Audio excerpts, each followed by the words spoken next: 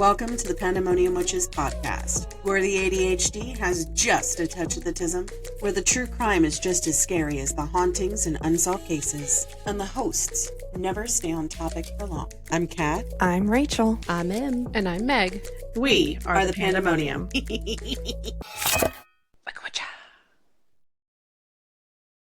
Good morning. Good mornings. Sorry about the light at the boyfriend's, so the light coming through the window is very bright. At least it's not like when you were over at Aunt Angela's house and it's just cast in shadow. And it's like, You look very, angelic. Joey. Seriously, it's like a broken drum. It's just my sign that the cat needs a new flea collar. Ew. You'll be very proud of me. I have a very nice hydration station set up. It's what is this? Butterfly pea tea. And this is liquid IV. I didn't know butterflies pee, but okay, we'll go with that. No, butterfly pea is a type of flower. You dummy. I know that. I just couldn't resist. They don't pee, they drink blood. Get your facts straight. Fun fact, in case you guys didn't know that, butterflies actually do drink blood. Along with nectar and stuff. They were the original vampires because there are actual butterflies called corpse butterflies. They talked about it in Wednesday. They don't look like that, but there are butterflies that have these beautiful iridescent colorings that are only found on corpses, along with it's called Vivianite. It's a type of stone that is only found on corpses. The more you know.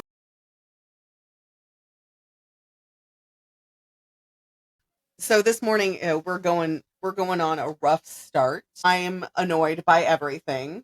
Rachel's annoyed by everything. That's just a factory setting for Emily. So we're just going to be very feral today. Very fair. I'll keep mine in check. That's a setting you have? It's a work setting. Okay, that's valid. Apparently, the new strain of COVID, 3% of people get pink eye. The more you know. No, thanks. I don't want that. I've gone this far without it. Just knocked on wood. I don't want it. And that's after working with almost 14 years of kids. No, thanks. Yeah, I don't think I've ever had pink eye. Not even when I was younger. Poor Cat's had it a few times. Listen, one of them was from Raven. You remember that. I was so angry for like a straight solid week. She went on vacation. I watched the kids for 2 days. She came back and she looked at me. Me and Raven had matching right pink eyes. And I was like, I have to be off of work for 2 days now. And she's like, well, you get a reprieve. And I was like, I don't get paid. She sent me money for, getting pink eye. And then on the fourth day, I got to go back to work because I had to work a Saturday. And then I was off Saturday, Sunday, Monday, Tuesday, and I got to go back on Wednesday when it was gone. But anyways, besides the point. So I have things to do today. Emily's got things to do today. Rachel's got things to do today. So we're going to go through this as quickly as we can. Have you set up your hydration stations, everybody? And taking your meds. Ooh, yeah. Emily, go take your meds. Half of them are in the other room. Can I take them after recording? I can take the other half now. No, go to the kitchen and grab your meds. We have to wait a minute anyways. Go. Yes, Mom.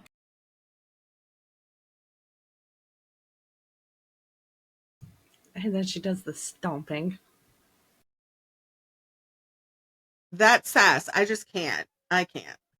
She's on a bottom floor apartment, right? Oh, good, because all Yes. I could think of was this early in the morning, her stomping across the floor. Downstairs neighbor was a hater. No, she's the downstairs neighbor. So that's Oh, why the good. upstairs neighbors are elephants on parade. Well, I didn't know if she was like an in between apartment.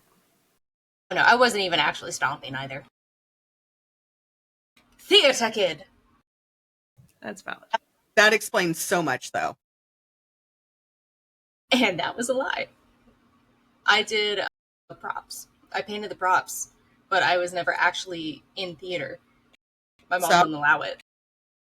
Stage is it's still still theater. theater.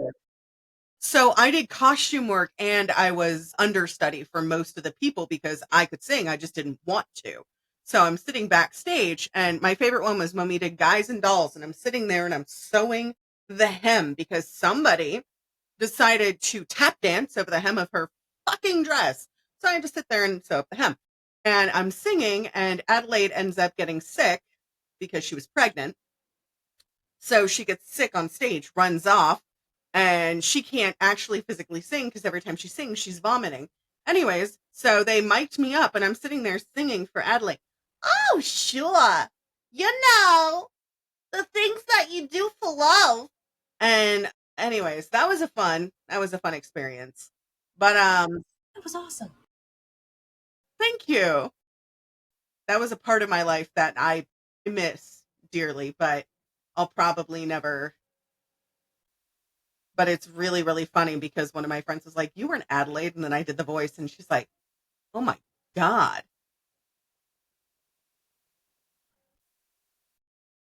Do you see it? Do you see? That is my bachelor's outfit. You got the little fru, and you got the everything else. Oh, very nice.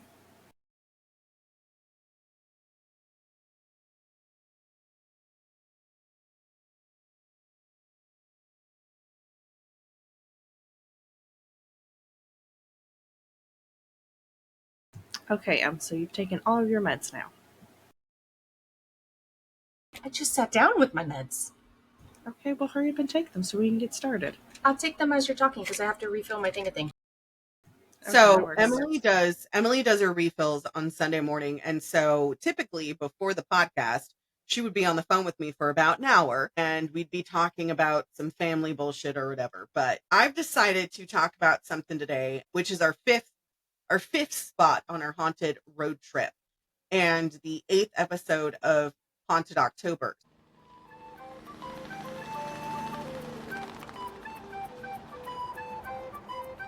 Oh my god! Road trip.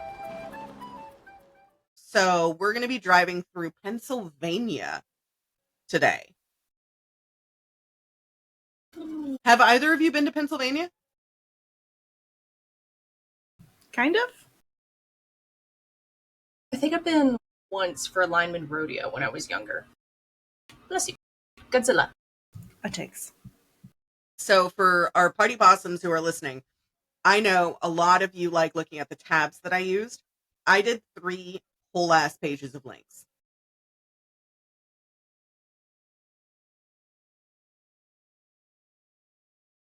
Pretty much. So enjoy that little tidbit.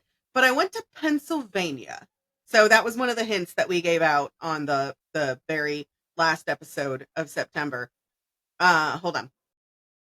You said hold on as I was typing. I was like, oh god, is my mic on? No. So he's getting his haircut today. So it's fine. It has to get into regs. So I went to Pennsylvania and we did a little recording with my mom.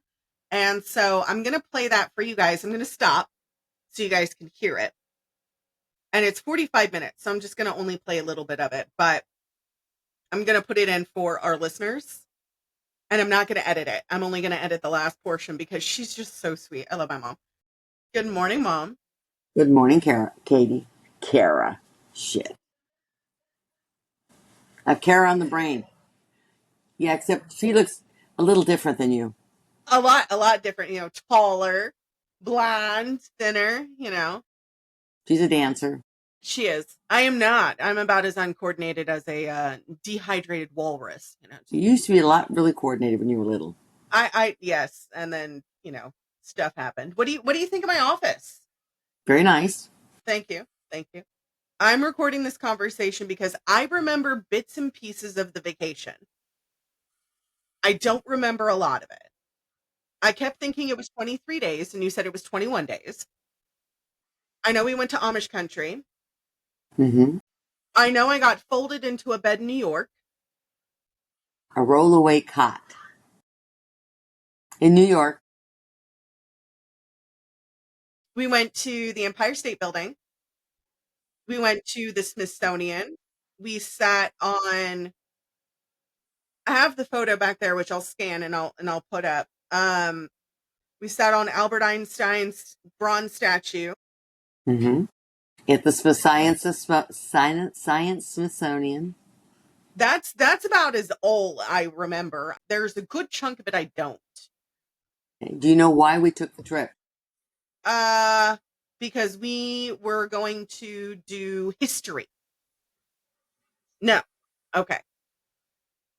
So your grandparents took me to Europe, but I had never seen the U.S. really, except for Tahoe and Reno. And Which are beautiful. Disneyland. Which are gorgeous, yeah. We have to go to Mickey Mouse's house. And so I took U.S. So while I was going for my nursing degree, I had to take U.S. history. And I took it for a teacher by the teacher's name of Ken Bruce. Loved history, had a great time, was a great teacher. I used to dress up as Benjamin Franklin or George Washington. He'd walk through the plaza in his shoes. whole regular, and it was just great. It was great. And his classes were so full, they were maybe 500 students. You sat on the steps. He was such a good teacher. Such a good teacher. Such a good teacher. Anyway. That was at De Anza, or? Yeah, that was at De Anza. So, I'm learning about all the stuff that I had never seen. And he said during one lecture, you know that all the museums and monuments that are national are free. And I went, excuse me? Excuse me? So I knew that I was going to graduate from nursing school in December of 1995. And I knew that that summer before was the last summer I would be able to take a very long vacation. Because once you work bedside, you don't get more than 2 weeks at a time. And that's your max. And if you work it right, you can get maybe 17 days. But you have to really plan your vacation. Yeah.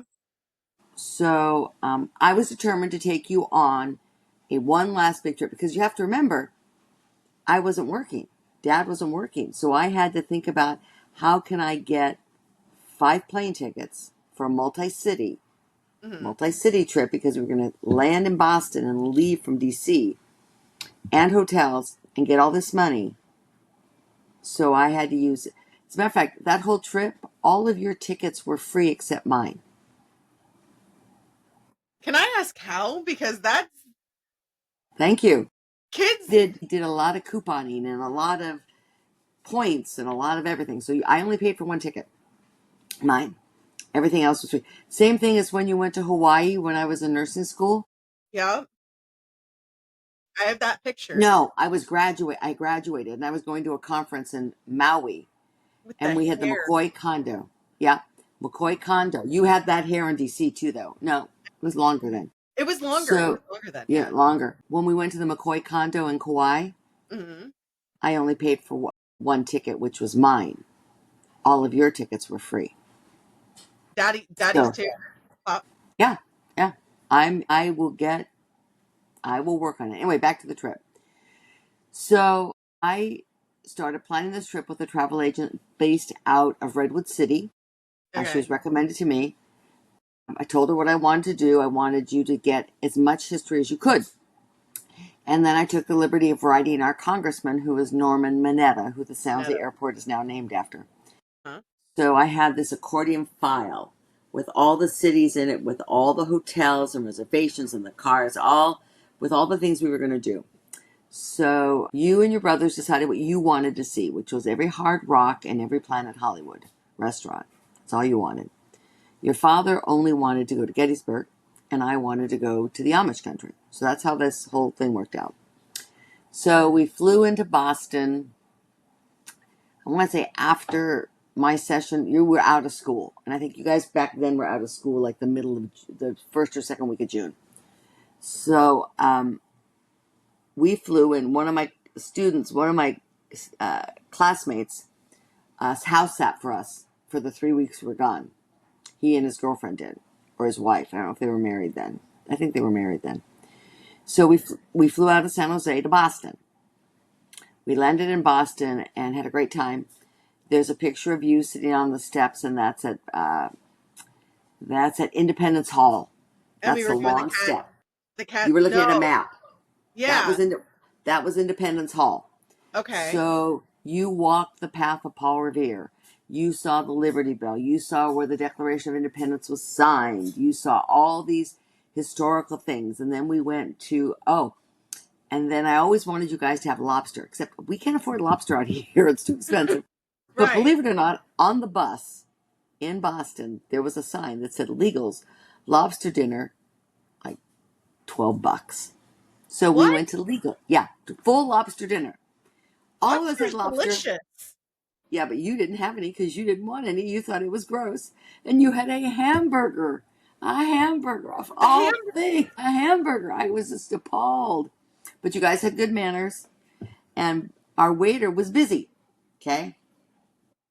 I mean, he's being a waiter, so he's Oh, he was being a waiter. He was being a waiter. But he had other things to do, which take care of other customers and watch the Boston Red Sox game with the A's. So so he was busy. When I asked another waiter, where's my, I can't find a waiter, and I'd like something, and he said, well, let me get them for you. And he goes, I'm watching the Red Sox game and the A's game, and I said to you all, finish your dinner. Finish your dinner. And we got on the L, and we took the train to Wrigley Field. Hold on. The puppy decided she wanted to eat my snot rag. That's it. My little tissue. Okay. So we got on the L and we went to Fenway Park. And I bought. No, your mom is not spontaneous. She doesn't just do things. No, everything's planned. Everything is meticulously planned down to the detail, and I love that. Well, this wasn't planned. This was like, finish your dinner. Let's get on the L. We went to Fenway Park. She's trying to eat your placemat. No, Freya, come here. Anyway, so I bought bleacher tickets. And we sat in the outfield in bleacher seats and watched the rest of the Oakland A's and the Boston Red Sox. So that was something very spontaneous for us. We did a lot of spontaneous things, which is really quite fun. So we did Boston, and after Boston, we drove to Rhode Island. So you guys went to the Breakers, which are all these mansions along the coastline, the New England coast. Went on the Breakers. You guys ran on beautiful lawns that were the one that's the back of you and Paul. Yeah, that's where Jackie O, before Jackie O became Jackie. That's the Austin Kloss thing on the Breakers, yeah. And then when we were at the Breakers, there was this castle, and this castle was having the first X Games, and Paul and Joey were into skating, and so I paid for tickets. You guys went in, and you guys all watched, and I went to the knitting store and bought yarn and needles so I could sit in the bleachers there for 5 hours while you guys watched the X Games. So then after the X Games, I drove to New York, which I will never, ever, ever, ever do again. I missed my turnoff, so I ended up on the Jersey Turnpike, had to U-turn, drove into New York, and we stayed at a really nice hotel. Mm-hmm. But it's so crowded. And so I was sticking between cars, and to the point I was crying because I thought I was going to hit something, and it was a rental car, and oh my God, I was so scared. And got you there, and we were only there, I want to say we were there 4 or 5 days. And we did the hop-on, hop-off bus. We did Staten Island. We did Ellis Island. We did the Statue of Liberty. We did, what else did we do there? We did more things there. We walked, Empire State Building, and we went to Broadway.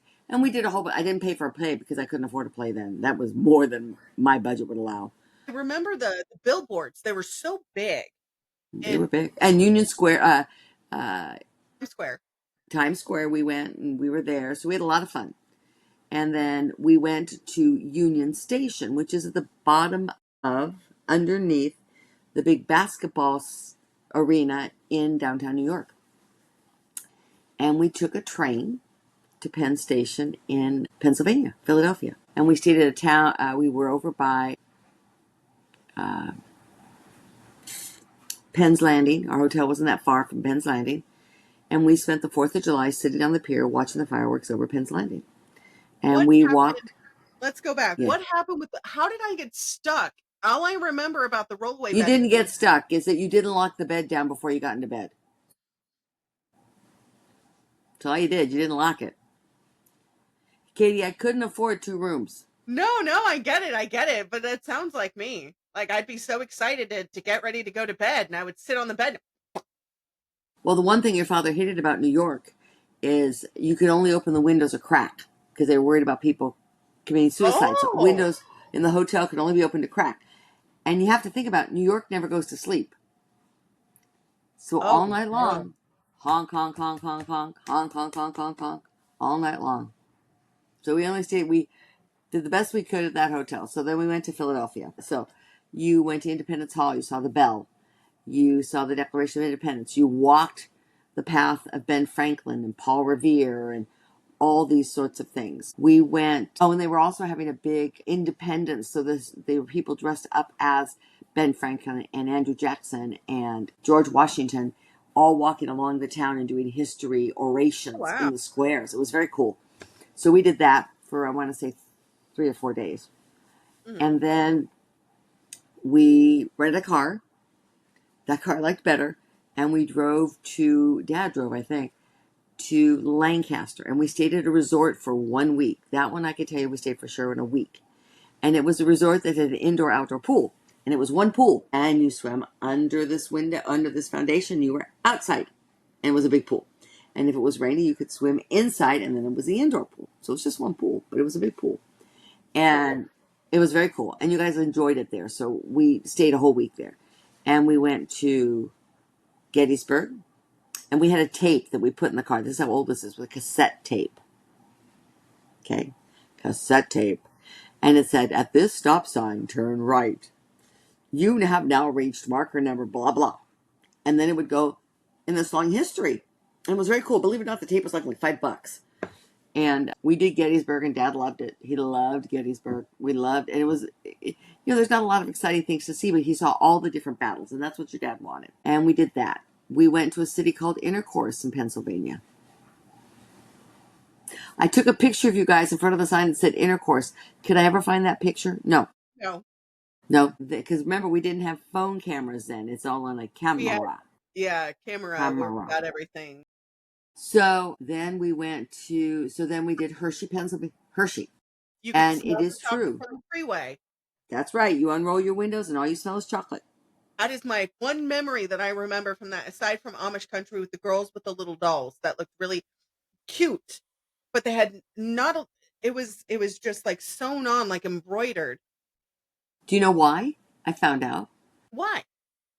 To allow them to have imagination. Because they didn't give them an identity, so the child could give that doll an identity. What they were supposed to do. So it allowed for more creativity because you're not giving them. So in other words, when you look at Barbie, she has a face, she has a costume, she already has that identity. But an Amish doll does not. It's plain. It has no identity. So then we just hung around and just did day trips all over. And I drove from ranch to ranch to ranch, and I do have a queen size double wedding ring handmade Amish quilt. Beautiful. It is gorgeous. Had it for almost 30 years? No, $300 I paid for it. No, years. You've had it for... I've had it for 31 years now.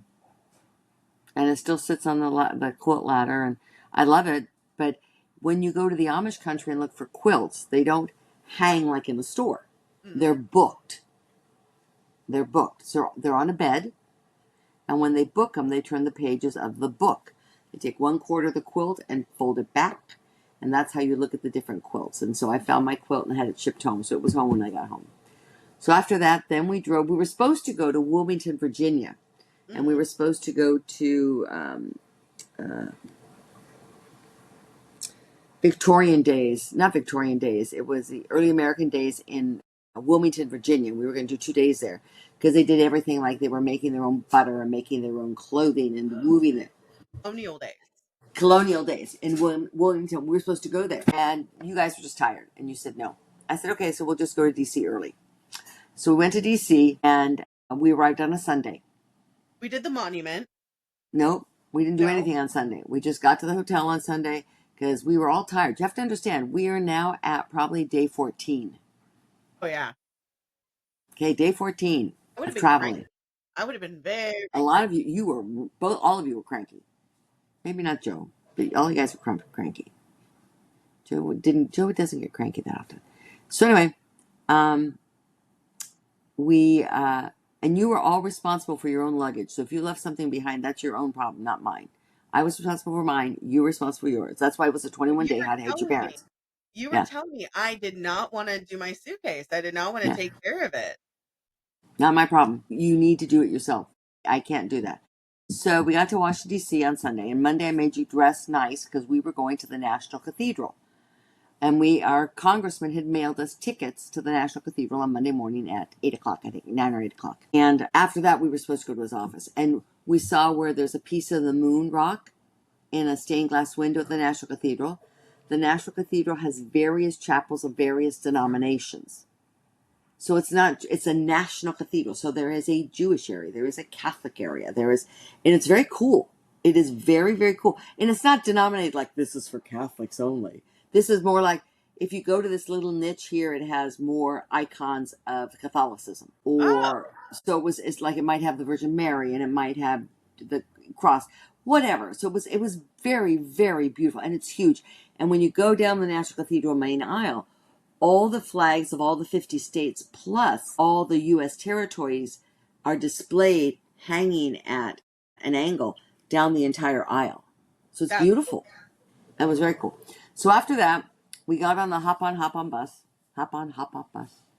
and went to the National Cathedral. Back to Capitol, because we were going to Congressman Minetta's office to get the rest of our tickets, because he gave us tickets for so much. I mean, they were free tickets, but we got tons of tickets. Right. So compared to what you get now, we got tons of tickets.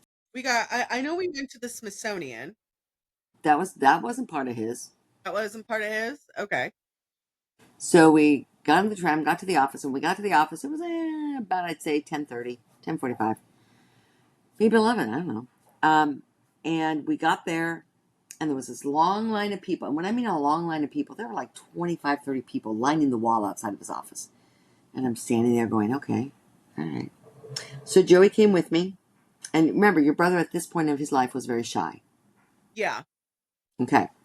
So we go up to get our tickets. And I said, excuse me, went in the office. I said, hi. I hope I'm not cutting in line. So we get to there. She says, oh, no. She says, all those people have told the congressman that they were going to be here. And so he invited them to lunch. Let me get your tickets. And Joey says, she said all those people had let the congressman know months in advance they were coming, and he invited them to lunch.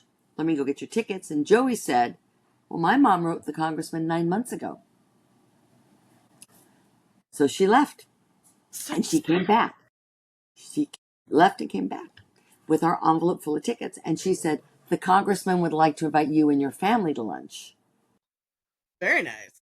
So we went out with the line of people. It was very exciting because now we get to go to the congressional dining room. So we all had to go downstairs, and we got on a tram that went underground the Capitol to the congressional dining room. So anyway, we go to take the tram, it's a tram, and all of us loaded in the tram, all these people, to the congressional dining room. We had this long private room, long table, all of us were there. Congressman Mineta joined us for dessert, and while we waited for him, he researched every family. So he knew that Joey and Paul went to Archbishop Mitty, because he sat on the board.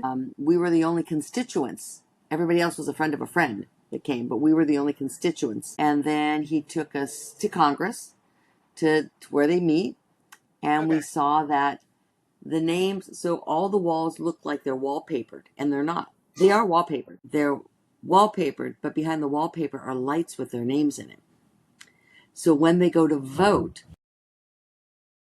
it illuminates that they're up there and if they voted. It's very cool. And so then one of the kids always talking about how Congress works, and he showed his little card how he votes. And some other kid said, "How does Congress work?" And I vividly remember he looked at his watch and said, "I got time." And he sat down and he taught you kids all about how Congress worked, why he votes the way he votes. And then he talked about the topic that was going to be voted on that evening and said, parents, bring your kids back at 7 o'clock and they can watch the vote actually happen. And I'm a senior congressman, so my seats are in the back. He said junior congressman seats are in the front.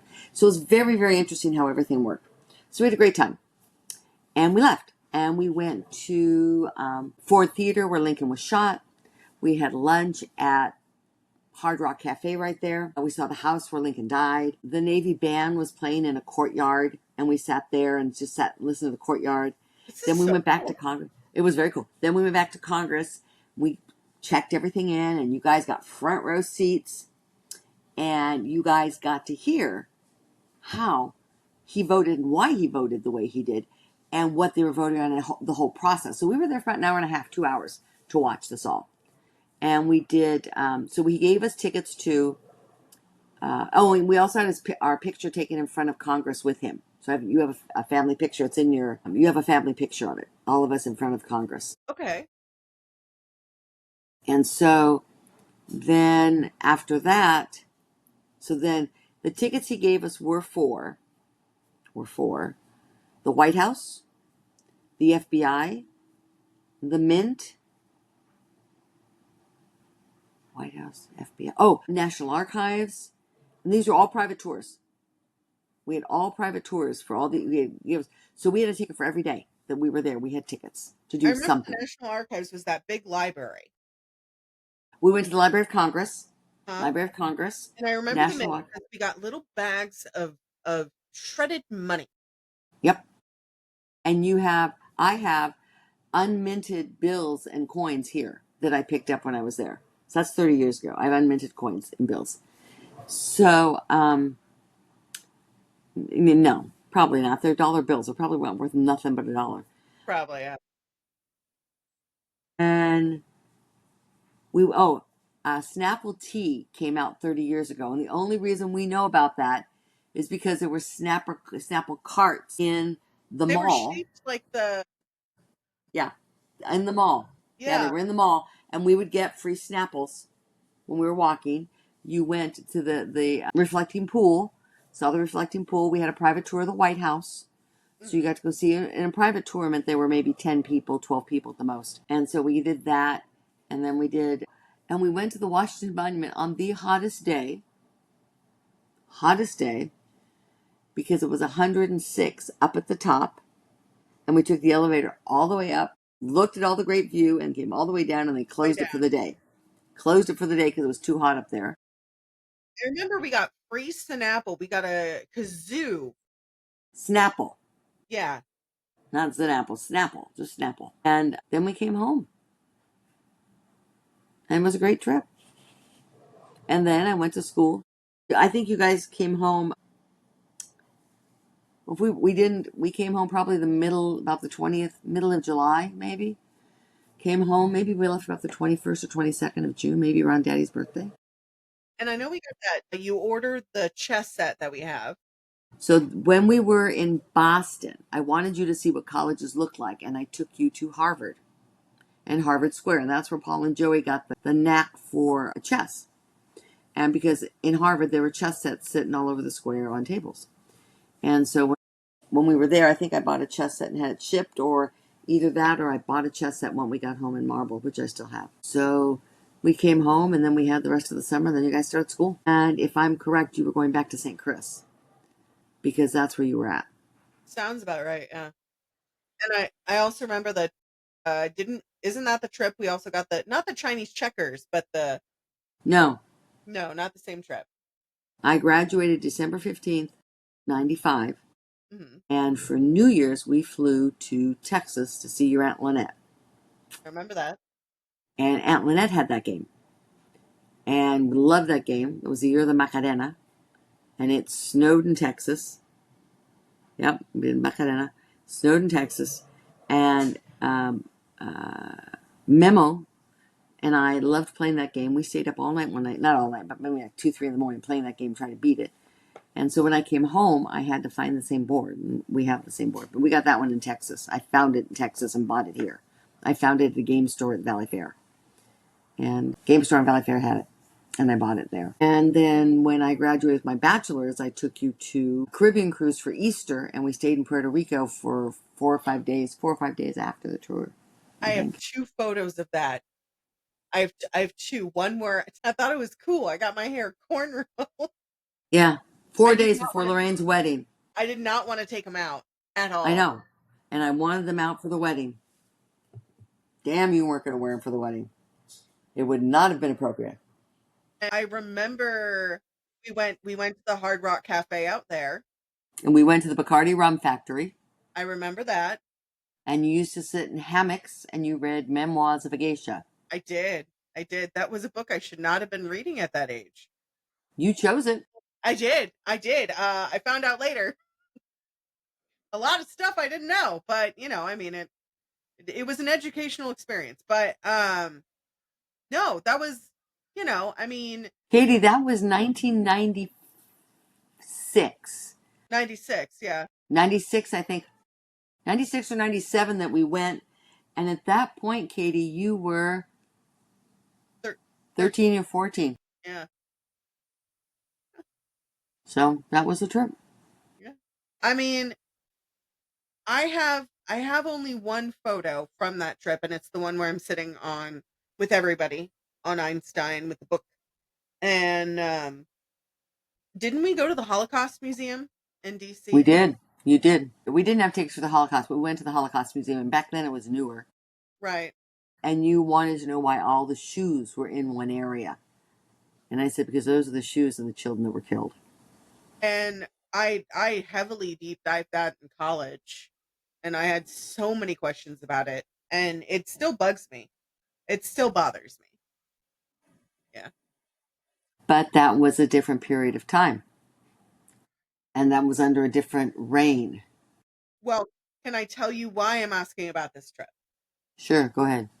So our podcast for October, we do the spookiest things. So last year it was cryptids and a folklore and stuff like that. So we talked about, Ya Llorona, and we talked about, chupacabras, and we talked about Sasquatch and Bigfoot and Swamp Man and all that kind of things. And this year we decided to do the 10 most haunted states in the United States, and one of them was Pennsylvania.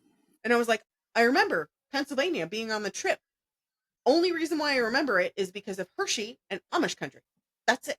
And believe it or not, we did not see anything or know of anything that was spooky. Nothing. We did nothing haunted. Gettysburg is haunted. Gettysburg was haunted, but it wasn't scary haunted. It was a historical haunt. I mean, it's where battles took place. It's where, we've had many, many wars. We've had Gettysburg. We've had The War of 1812, yeah. 1812, Antietam, World War I, World War II, War of Indokina. Korea, Vietnam. Pearl Harbor. So there's a lot. Afghanistan. So there's a lot of wars. Did we, sorry to interrupt, when we went to Hawaii, did we go to Pearl Harbor? No, you've never been to Pearl Harbor. I have. No, you've been to Kauai and Maui. And, hold on, you've only been to Kauai. I've been to Kauai more times than I've been anywhere else. I've gone separately by myself to go see friends for weddings and stuff, but I've taken you to Kauai once. Your father and I have gone to Pearl Harbor. Pearl Harbor is awesome. It is unforgettable. It is memorable. It is heartbreaking. It is thought-provoking. One of the things they say at Pearl Harbor is when you're on the memorial over the Arizona, and you look over the side, you will see oil bubbling coming up. And the tour guide tells you those are the tears of the soldiers entombed in the ship under the water. Well, I just got an email, I think it was last week or the week before, that the last soldier who was alive, Yes, he died. He is buried he is there. buried with his family. Anyone that survived the Arizona gets to be buried there. Yes. And so that's true. But, it's a great place to go see. Everybody should at least see it once in their life. Once. Because it is a great, it's a somber experience. It's a very somber. You don't leave there happy when you're done. Because they even tell you when you go on the ship, when you go on the little boat out there, they say this is a religious place. There is no laughing, no running, no joking around, and there are guards there. Mhm. And if you horse around, they say please don't. It's very reflective and very quiet. Yeah, and respectful. And there's a wall with everybody's name etched into it that died on the Arizona. So I think it's just phenomenal. But anyway, okay, are we all done? So I got to get things to get done. Yes. Yes, we are all done. Thank you very much. I appreciate it. I love your voice. I know they call me Feral Mama, so you would be Feral Nana, which is fine. We got a Feral 105 followers, so we're good. So that was my mom. She's cute. She's adorable. She's embracing her grays, which I love. love it. She hasn't dyed her hair. Also, the curls are curling today. You get those honestly too. Huh? The curls, you get that honestly? Straight from her. Oh yeah. No. My mom's hair is straight as board. My hair is straight as board, but only because my ex best friend, who is Voldemort, put keratin in my shampoo because she didn't. Emily remembers that. Anyways, so we're going to be talking about. I know Emily had a question about the New York, the bed. So cots back in the day, you had to lock them into place, and it had two bungee things, like a door, the spring door handles, the storm doors. You have to lock those into place. If you don't lock them into place, it folds like a taco. Well, I was dumb and I decided to bounce over to my bed and bounce onto the bed because we're in New York and it's the hottest summer.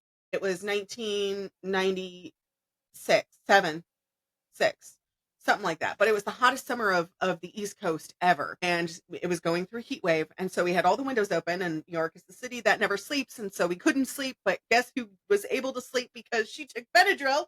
This bitch. So I bounded over to the cot, taking my Benadryl, and I sat down on the cot and it went. And so my brother's laughing. Who should not be named, is laughing. My mother is like, "Are you okay?" Meanwhile, my dad is laughing so hard he's guffawing, which you've heard at the wedding. And I'm just standing there. My arms are like this. My legs are out to the side. And I look like a cat s'more. I'm just like, "Help! Excuse me." I think there's a picture of it somewhere. But yeah. So that, Because of course they had to take a picture before they got you out. well, Paul took a picture of me before I could get out of the bed. Naturally. But we went to a lot of great places, and she talks about that in the recording that we did, which is 45 minutes. I'm not shortening it because, well, I'm going to cut out a few pieces, but it was a great conversation with my mom. So, of course, I'll put pictures of where we went to go visit on the portion of me and her. But today, we're going to be talking about Pennsylvania. So, it is true, you can smell the chocolate factory, Hershey, from the actual freeway itself, which is kind of cool, you know? You can also smell the Cadbury's factory. It's just because of all the chocolate. Oh, yeah. And Amish country is out there, which was beautiful. We went to this place that was like 8 syllables long, but it was some of the coolest things ever. And that's when I was like, why do the dolls not have faces? And it's because that way they can sew on their own faces when they're old enough. And I found that out. I just thought it was because they no graven images thing. Okay. So Y'all don't need to see what's in my mouth. The capital is Harrisburg. The state flower is the mountain laurel, which is actually quite pretty. The state motto is the mountain laurel. The state bird is the ruffed grouse. The abbreviation is PA, and it became a State of the Union December 12th, 1787, and was the second state to become part of the Union. I know you guys know about William Penn, who is a white man, and he was a member of a group called the Quakers. He founded the British colony of Pennsylvania. So from 1754 to 63, the French and the English fought to control the land during the French and Indian War. Guys, land. Anyways, so the English won, but ended up in debt from fighting. So to make back the money, they taxed the colonists, something many people didn't think was fair. Anger over this led to the Revolutionary War, which started in 1775, which was when Philadelphia, Pennsylvania, held the Second Continental Congress. During this time was when Thomas Jefferson drafted the Declaration of Independence. That same year, good old colonizer George Washington led the colonial forces known as the Continental Army across the Delaware River, and an important victory in Bucks County, Pennsylvania. In 1787, after the war ended, Pennsylvania became the second U.S. state, and Pennsylvania supported the Union during the Civil War, which was one of the most important battles to take place in Gettysburg, Pennsylvania in 1863. The Union won the battle, which was the North, marking a turning point towards eventual victory in the war. Pennsylvania is a combination of Latin words together, which means pens, woods, and the name was created by William Penn in honor of his father. Pennsylvania is one of the top states for coal mining and also has the largest reserve of anthracite coal, which is the Emily, stop hurting yourself. Tell Sekhmet to get off your uterus. I'm like, it's totally the cat digging his claws in. Into my thigh. All four. That was me yesterday with George's dog, Lily, who they've nicknamed Pickles. And she was just sliding on my thigh, and I was like, oh, whoa, whoa, whoa.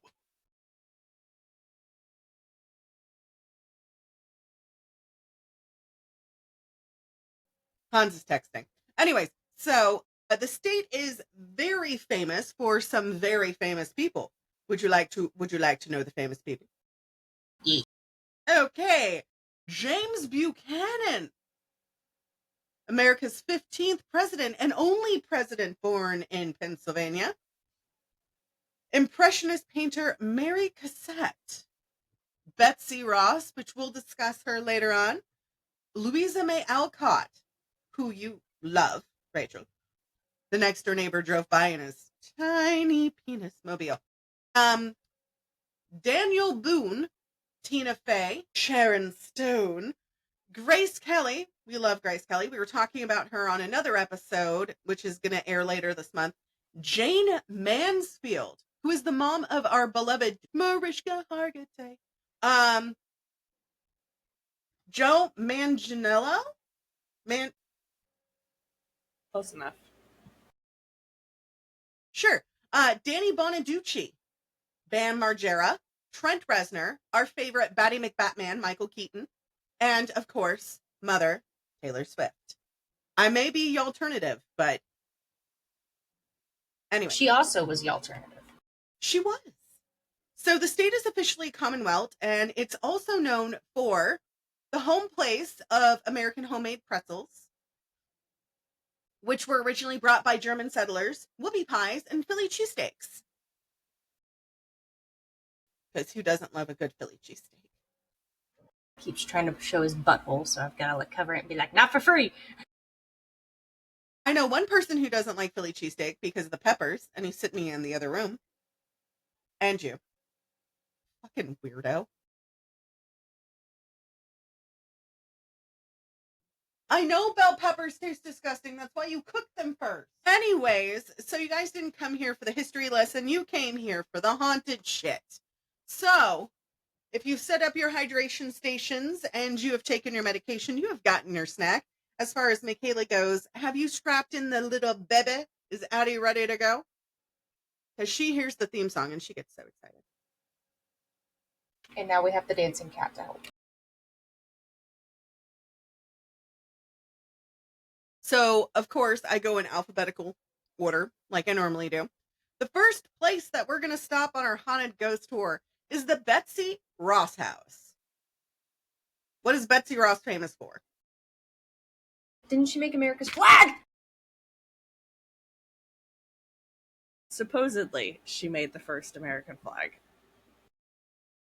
Regid Week. Thanks, Crush.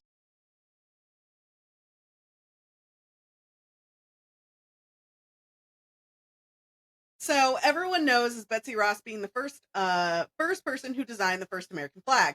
The Betsy Ross house sits at 239 Arch Street and is traditionally believed to where Betsy Ross, who was a seamstress and an upholsterer at the time, designed and sewed the first American flag between 1776 and 1779. However, historians have now casted doubt on this claim.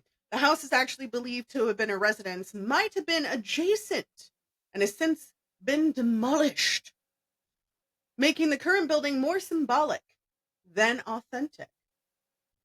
People are visiting her Philadelphia home for something a little bit more like a history lesson than a haunting, but this is considered one of the most haunted house in Pennsylvania.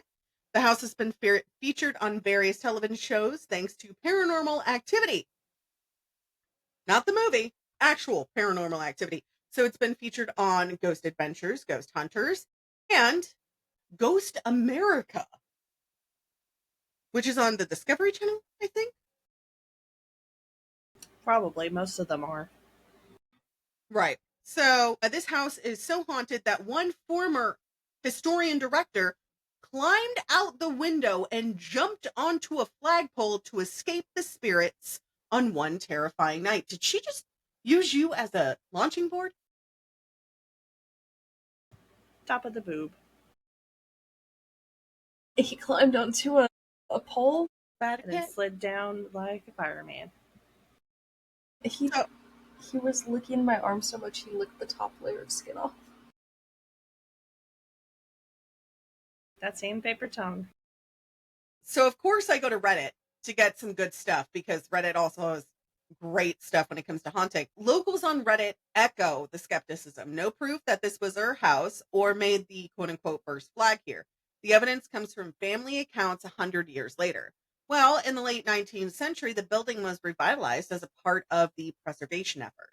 So by 1937, renovations were completed, enabling the house to open to the public on Flag Day. Atwater Kent financed much of the work, and the property was later donated to the city of Philadelphia. Today, it operates as a living history museum. So it's got like a working fireplace and all that fun jazz, right? So it's managed. Rewind, take two. So it's managed by the Historic Philadelphia Incorporated, offering tours, educational programming, and special events such as candlelit Halloween tours that explore the harsh realities of 18th century life. So it was featured on Taps, Ghost Hunters, which reported disembodied voices, unexplained sounds, and all of that was captured on their EMF readers during their investigation, and a chilling legend that involves a fatal altercation between two security guards in the gift shop basement, where one allegedly shot the other and left him to die in the basement overnight. Why? That's definitely a turn of events.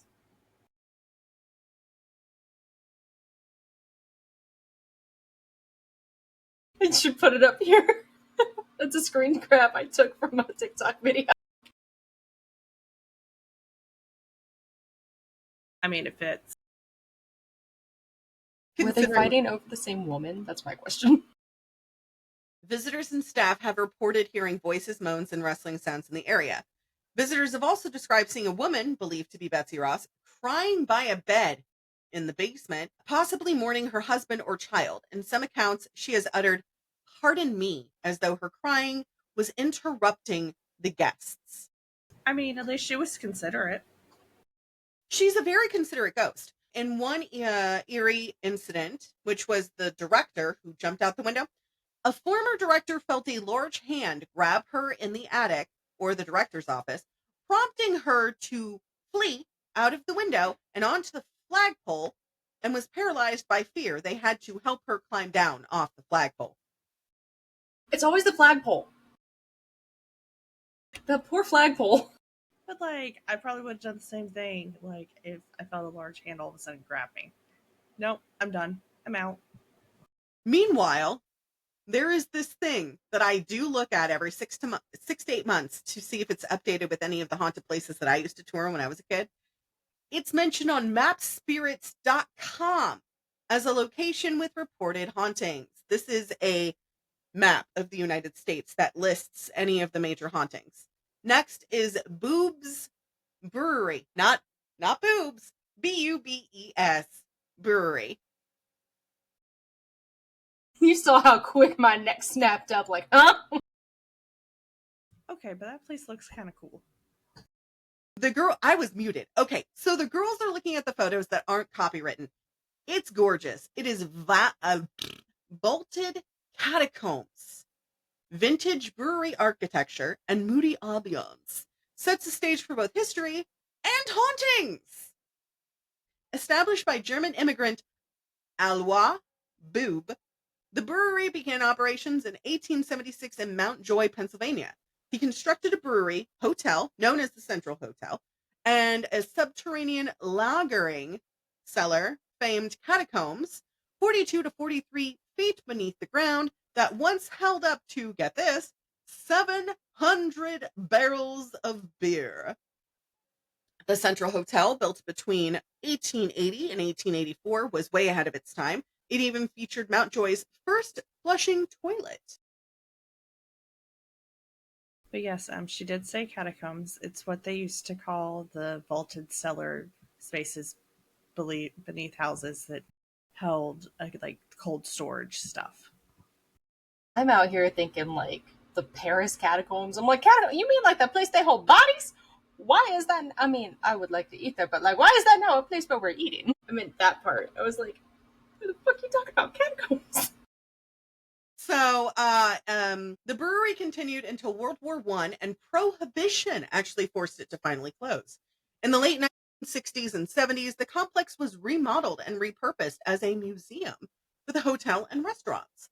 In 2001, beer brewing resumed following a change in Pennsylvania liquor laws, reviving the legacy nearly 84 years after its closing. Due to architectural and historical significance, Boob's Brewery and Central Hotel was added to the National Registrar of Historic Places in 1973. So, of course, we didn't come here for history, we came here for the haunted shit. So, of course, the most frequently reported apparition is the ghost of a young woman in a long gown, believed to be Alwa Boob's granddaughter. She's often seen near the hallway beside a portrait of Alwa himself. I think that's his name. I'm pretty sure I'm mispronouncing it, so I know we have German friends out there, friends of Rachel and mine. I know you're listening.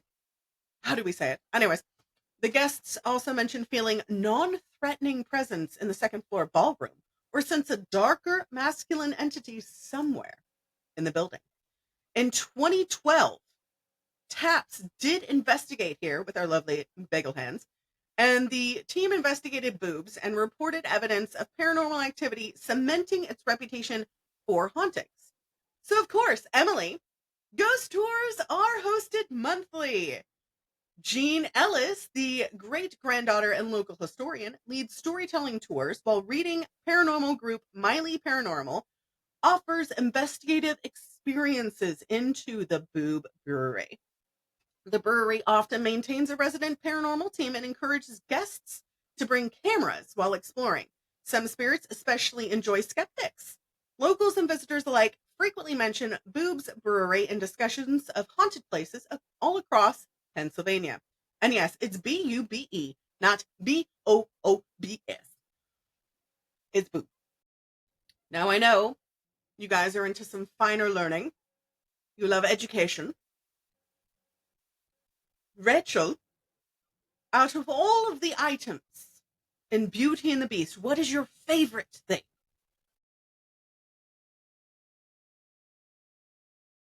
Next on our stop, we have the Cathedral of Learning, which is the University of Pittsburgh's library. So it's steeped in ghostly lore, and here's a detailed look at what makes it the spookiest college campus in all of America. What did you say? What's your favorite thing in Beauty and the Beast? The Beast in his beast form. Hear me out. Not his human form. His human form does not even match the beast form. I would understand if he had a beard, or like, because how did he come out of beast form completely clean shaven? See, and here's the thing. I don't even think that's a hear me out. I feel like that's a hold me back. And that's true. He was in that form for how long? He needs a beard. He needs more scruffy hair. Like, what do you mean he came out looking like a Pantene commercial? Also, I misspoke earlier because I went on a little side quest. So the catacombs were not used for food storage or drink storage stuff. Those were the caverns, not the catacombs. No, they held the dead bodies when it was too cold when the ground was frozen, so they could hold some place to bury them for later. My bad. Knew it! I knew it! Yes, The old-fashioned morgue! I mean, the girls here know I worked like a side gig at a morgue because my friend was pregnant and they couldn't find a replacement. I was like, I'll do it. I'm already working at the hospital anyways. No thanks. Anyways. The candy stripes. No. Like I was working night shift with my mom as a distribution tech. So I would take labs to the lab but I was working 9 p.m. to 9 a.m. and then later on I was working 6 p.m. to 6 a.m.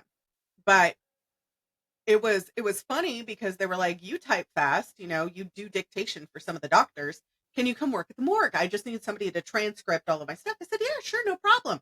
Cue like 3 nights in, the assistants, the morgue technicians decided to put themselves in one of the drawers. I was trained that if you train for the zombie apocalypse, you're prepared for any scenario. So they decided to try and freak me out one night when I went out to go get McDonald's for everybody. I came back with all of the food bags and I put them on the table off to the side because, we have the morgue tables and then you have a table that's where you put your food. I picked up the handsaw and I started screaming and then they started screaming and everybody was screaming. Anyway, so on to the next area, known as the haunted quilt and secret bedroom. It's a haunted quilt, guys. Not a quilt room, a quilt. Well, that's something different. Now for something entirely different. The room features an antique 4-poster bed tucked behind a secret panel leading to a loft bedroom. Donated items include a wedding quilt from Martha Jane Poe McDaniel, grandmother of longtime Nationality Rooms director E. Maxine Bruns. Director Bruns and others reported the quilt mysteriously was turned down for the night with a pillow indentation and a bed divot as though somebody had been laying there overnight. Objects like furniture and a cradle have reportedly moved on their own. Cold spots and gusts of wind are also frequently described in this room. Guys, we talked about it on an earlier episode. These old houses have no insulation. It does happen. A custodian found the bed made only to later discover the covers disturbed with the pillow indentation, a moment Max Bruns described to be her grandmother's spirit. Emily put in the group chat, I screamed, they screamed, there was blood everywhere. It was weird. There was no blood. But I did scream and drop the drill, and the mortician got very angry at me, and he's like, well, you brought it upon yourselves, so all 3 of you have to pay for a new drill. We didn't. It was fine. It just needed a new screw, but still. So, in the place called the Krogan Shenley Ballroom, which is room 156, it was originally part of William Krogan Jr.'s mansion in the 18th. It was later moved into the cathedral in the 1940s. The ballroom includes a hidden passage access via a false fireplace. Mary Shenley was disowned by her father after eloping at 15. 15! When was this? 1880s. I mean, life expectancy then was very different. but still Still a child. My favorite line is from Frozen. You don't even know him. Like, how can you get married to someone that young? Keep that comment to yourself. I know exactly what you're going to say. Anyways, so Talk about you, Em.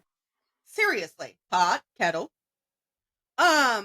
Mary Shenley is said to haunt the space of the ballroom as well as the secret chamber. Witnesses report seeing her apparition in both the ballroom and the secret chamber, hearing a piano play on its own, and seeing chandeliers sway gently without explanation or any wind moving throughout the area. Despite being locked overnight, furniture will be completely rearranged by the morning, a phenomenon attributed to Mary's restless presence. Visitors and students of the university describe dark silhouettes darting around corners and strange noises echoing through the halls. The cathedral is constantly noted as one of the most haunted buildings at Pitt University, and the tales shared in campus folklore and local media. As far as the campus overall, other hauntings on campus include a grandmother baking bread in the early American room, a phantom ballerina, also known as the tragic spirit named Harriet in Bruce Hall, and a mason in a tuxedo in Alumni Hall. And these three stories often tie into campus culture and lore, serving as shared myths passed down verbally through generations of students. Also, I do have to say, our Alcatraz episode, Rachel, did you see how many people have watched that episode? It was like 74, I think. Our most watched episode to date. So let's.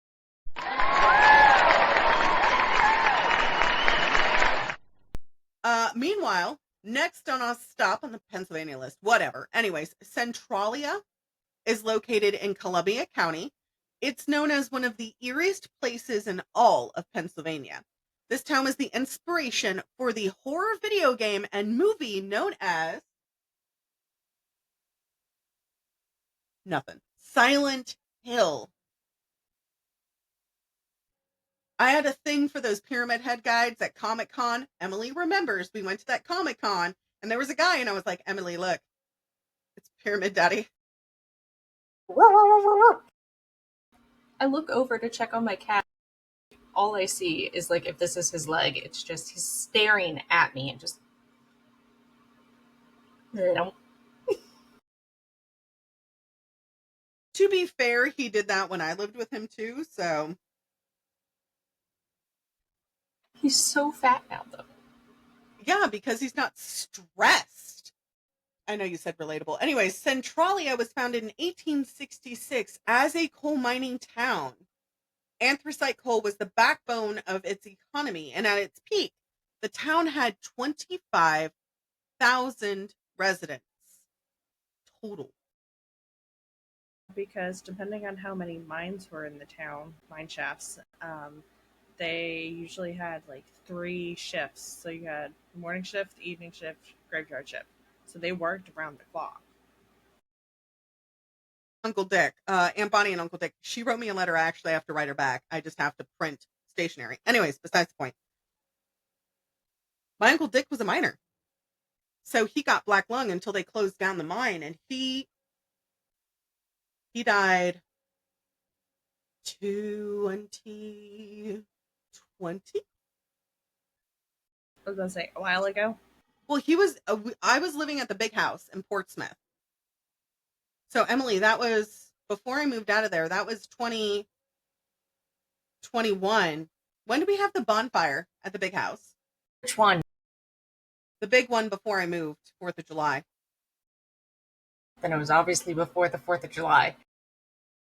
You're not helping. Anyways, so the real life ghost town has had an underground coal fire burning for more than 50 years. So the whole thing in Silent Hill is based off of this actual town. So anthracite coal can burn for a very long time. And the fact that those mountains and the grounds are full of coal still, it's going to keep burning. In 1962, the fire ignited in a coal seam beneath the town. Most believe it started from a burning trash in a mine pit, but it spread underground, and the fire proved to be completely unstoppable. It spread through the coal veins beneath Centralia and continues burning to this day, almost 60 years later.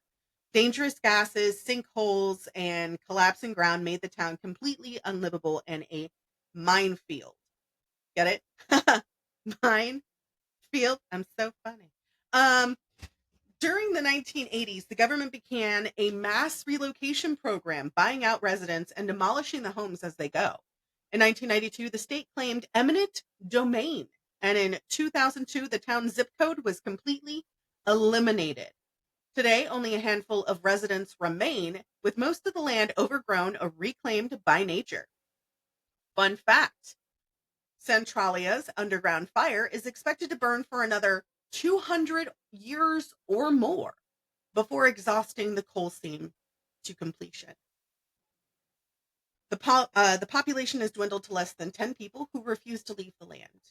Now, as far as the paranormal bullshit, it's often described as a ghost town, both literally and supernaturally, because there is a now infamous stretch of Route 61, sometimes called the Graffiti Highway. It's buckled and split from the fire below. Locals and visitors claim to hear disembodied voices and footsteps along the abandoned highway.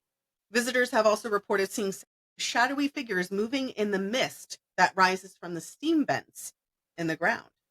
Some even claim that oh my God, Hans. Tell him I said hi. Okay. Because of the constant smoke and heat, some urban legends call Centralia the gateway to hell. The idea spread more after the town inspired the setting for the Silent Hill video game and movie. One of the few sites still intact in town is the St. Ignatius Cemetery, and it's an eerie place to even look at when you go to visit. Local ghost hunters report cold spots, strange lights, and feelings of being watched among the gravestones. Some say you can hear the sounds of miners still working underground, or even hear the voices of long-departed residents still lingering in their vanished homes. This is not a place you can go visit. It is sanctioned by the United States. So please be careful, be respectful. Don't be a dumbass. And they now came out with new coffee mate kinds, and one of them is toffee, also known as cauldron cake. We don't like J.K. Rowling because she's a turf. Make it yourself. Huh? Make it yourself. Make your own coffee creamer. That's what I do. Yes, but I can't use cream. And Coffee Mate uses the non-dairy stuff now. Look up a recipe for you. Okay. Anyways, so don't go visit Centralia. Anyways, next we have Dead Man's Hollow, which is now a conservation area draped in forest, ruins of old factories, and an enduring air of mystery. It's known as Dead Man's Hollow. It's a 450 conservation, 50-acre conservation area along the Yu-Gi-Oh! Henny River. Not Yu-Gi-Oh! Like the card game. Yu-Gi-Oh! Genny River, managed by the Allegheny Land Trust. I know how to say that, Allegheny. Established in 1996, it's the largest privately preserved green space in Allegheny County, offering roughly 6 to 8 miles of winding trails amidst dense hardwood forest and wildlife. It used to be an industrial hub. So you'll still find remnants of 19th century factories like Bowman Brickyard and the Union Sewer Pipe Company, most of which were wiped out in the fires of 1920, which did happen in Pennsylvania. And there was also a bunch of fires in San Francisco and Texas and Oregon and Washington, a lot of fires everywhere in the 20s. The ruins include kiln foundations, boiler houses, old rail sidings, and drainage tunnels. The name Dead Man's Hollow is said to date back to 1874, when a group of boys discovered a decomposing body hanging from a tree. The victim was never identified, and the powers behind his death remain unknown. No, Emily, we're not going. Guys are no fun. Saw the look on your face, and I was just like, no. Fine. Then Xenia and I will go. Leave Captain Oinkers at home, and I'll take him. General Winkler, General Excuse me.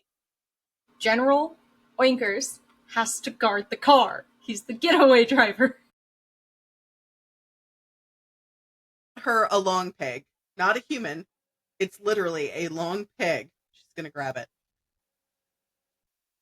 as a companion stuffed animal, like to keep her comfortable at night. And his name is General Oinkers, not Captain. My apologies. So, one version of the story about the victim is connected to the hanging possible backwoods justice or even lynching, though historical records are kind of scarce around that time, again, because of the fires. So in 1880, George McClure, a local store owner, was fatally shot in the hollow during a confrontation with robbers. Ward McConkey was 17 and later convicted and hanged, reportedly uttering, "Goodbye, all of you murderers." His ghost is reported to linger and attack locals. In 1883, an explosion at the quarry killed a group of workers while they attempted to thaw explosives by fire.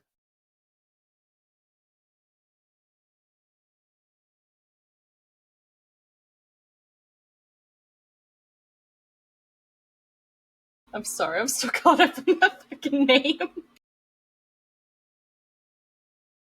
His name was Ward McConkey. I have the humor of a 2-year-old. It's better than Boob Brewery. He worked there. Brewery? Oh, great. Glad we're on the same topic. Anyways, so another tragic incident occurred in 1905 when Mike Sacco, an employee, died in a gruesome elevator accident at the pipe factory. Other legends include robberies gone wrong and even bodies being stashed in the woods, fueling rumors of hidden loot buried on the acreage. Visitors and folklore enthusiasts all report the following. Are you ready? Shadowy figures darting between trees, disembodied voices, strange odors, and an eerie atmosphere along the trail. It's a forest. Shrouded in darkness, you're going to have that. Particularly unsettling legend describes an angry spirit that allegedly tries to lure hikers towards the river and kill them. Unverified sightings of a giant snake up to 40 feet long have circulated for decades, turning Dead Man's Hollow into the region's own cryptid hotspot. Some speculative sources weave in tales of ghostly children playing, a woman in white appearing near the river, hikers claiming to vanish or encounter technologies glitching during night visits, though these versions aren't supported by verified evidence. They appear more sensationalized. Visitors often report unexplainable stories, including, but not limited to, a shadowy presence, strange odors, and the sound of voices when no one is near them. That being said, the next place we're going to talk about is known on the top 10 most haunted places in the entire world and is the most haunted place in all of Pennsylvania. I have not gone here, nor have I ever go here. And there is a reason for that, and it's because it's a jail. So I just looked up where Dead Man's Hollow is. It's not that far from the freaking Appalachian Mountains, so of course it's freaking haunted. I'm sorry, how did you pronounce the mountains? Appalachian? Appalachian? It's Appalachian. Appalachian. We have listeners that live in those mountains. I have family that live in the mountains, and I will pronounce it how I pronounce it. I blame it on my British mother and my small town Ohio follow. Listen, I pronounce a lot of things wrong on this podcast, okay? Why do you think that's going to change now? Shots fired, shots fired. I do too, but listen, if somebody tells me I'm pronouncing something wrong, especially if it's a heritage thing, it's Appalachian. Like, Haley took me to go visit her family out there, and I was like, oh, so we're going to go see the Appalachians? And her grandma went up to me and she goes, listen here, you city bug. It's called Appalachian. Pronounce it correctly when you are in our company. And I was like, Yes, ma'am. Whatever you say. So if we ever go to the Appalachians, we are going to pronounce it Appalachian or Appalachia. Can I just call it the AM? Hey guys, look, we're at the AMs. Or hey, Considering the we're fact that the hiking on AM the is AT. a Texas university. We're hiking on the AT, guys. It's I. In a text message to Dr. Sister, I called it the Appy Mountains. So The Appy Mountains are spooky wooky. It's not as bad as what I told my mom.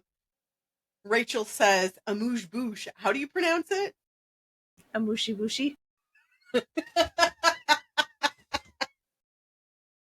I know, I 100% know it's not pronounced that, but that's how it looks. It And does. so my brain just goes, a mushy wushy. It's like the Filipino mom, the LGBTQIA Filipino mom, charcuterie. Sharp coochie, got it. Anyways, so next on our list in Philadelphia is Eastern State Penitentiary. It's one of the most terrifying places in all of Pennsylvania, and without a doubt, it is the most haunted place in all of Philadelphia.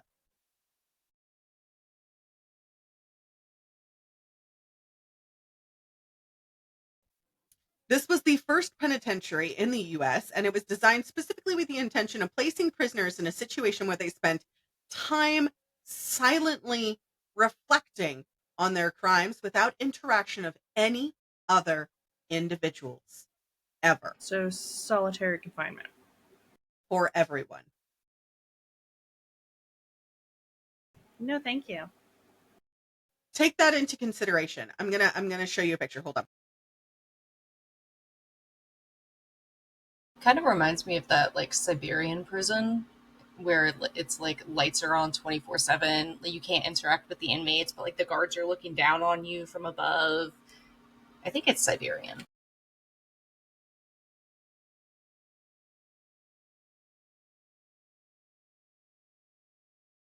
It looks like Okay, it. but from the outside, it looks really cool. Inside, not so much. Honestly, it looks like it'd be really nice. Oh, I shouldn't say that. The fuck is that chair doing? Wait, is that our first curse word? Did we go 45 minutes before we got our first curse word? I said fuck definitely at not. minute 4. From Sorry. me? Oh, From me? From me. For you, you swore at minute 20, which is technically minute 70 because we put mom's clips in. So those incarcerated in this prison were subjected to both physical and psychological torture. Some of the famous methods here included are the mad chair, which I just put into the group chat, where prisoners would be strapped tightly in and left sitting completely motionless for days without food, water, often driving them mad or to the brink of insanity. Other methods include clamping their tongue down with the iron gag, which would cause severe pain and bleeding if they tried to speak, and throwing prisoners into the hole where they kept in a dark pit for weeks at a time. Needless to say, many of the men held here were completely insane by the time that they were done with their term, and many of them died by self-inflicted wounds or by wounds from others or from going physically mad. It's no surprise that visitors hear footsteps, screams, moans, and other unexplained noises, including muffled. So like that kind of stuff. Visitors often report being grabbed, scratched, and followed in the prison. And these days, the building houses a museum and is used as one of the most terrifying, haunted Halloween houses in the country. Yes, you can tour it during Halloween. And yes, they have a night tour. No, thank you. No, thank you. No, thank you. No, thank you. No, thank you. No, thank you. I'll go. Rachel, you and I will go to Hershey because it's down the street. Sounds good. Blanca. Sorry. Anyway, so the next we have is located in Erie. This one's for Blondie. It's known as Eerie Cemetery, incorporated in 1850 and formally dedicated in May 1851 following community-driven efforts to create a proper Rural? thank you, cemetery for the growing city spanning 75 acres. It lies in the heart of Erie and is bordered by Chestnut, Cherry, 18th and 26th Streets. It's a quite large cemetery. Infrastructure enhancements included an iron gateway installed in 1867, fenceways, walkways, and landscaping to both make it functional and scenic. The first person buried here was Alexander Brewster, a significant local educator and public figure. So it's quite pretty there.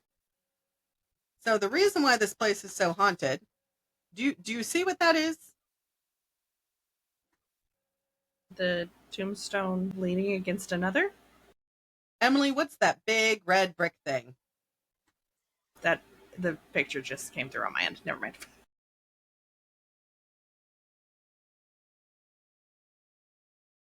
Okay, so I sent in the group a bunch of photos. And other prominent figures that have been buried here is William Hidrod, which was the iron industry pioneer, General Strong Vincent, Daniel Dobbins, and Sarah A. Reed, which were all prominent figures in society. Big red building. Was that a morgue or funeral home? What was it then? I'm getting there. Erie Cemetery remains active today, serving families and preserving its historical charm. Despite its serene atmosphere, Erie Cemetery is widely associated with chilling local legends. But before we do that, let's talk about. Okay, so that is the wrong cemetery. The red building is the wrong cemetery. That's the one that's in Cleveland, Ohio, which is not on our list. Anyways, the other pictures are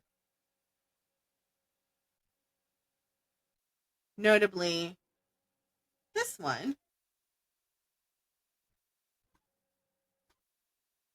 where the tree is actually growing around the gravestone. So locals know this cemetery as the Vampire's Crypt. A mausoleum was built into the hillside, and the crypt appears to bear a distinctive V in the emblem. Some say with bat-like wings on its facade, because there has been known as a quote-unquote vampire to drain all the blood out of local visitors and be found in the hillsides. The Rambler, which is thought to be a reclusive Romanian businessman who became a vampire, has been tied to mysterious deaths and folklore about nocturnal bloodshed.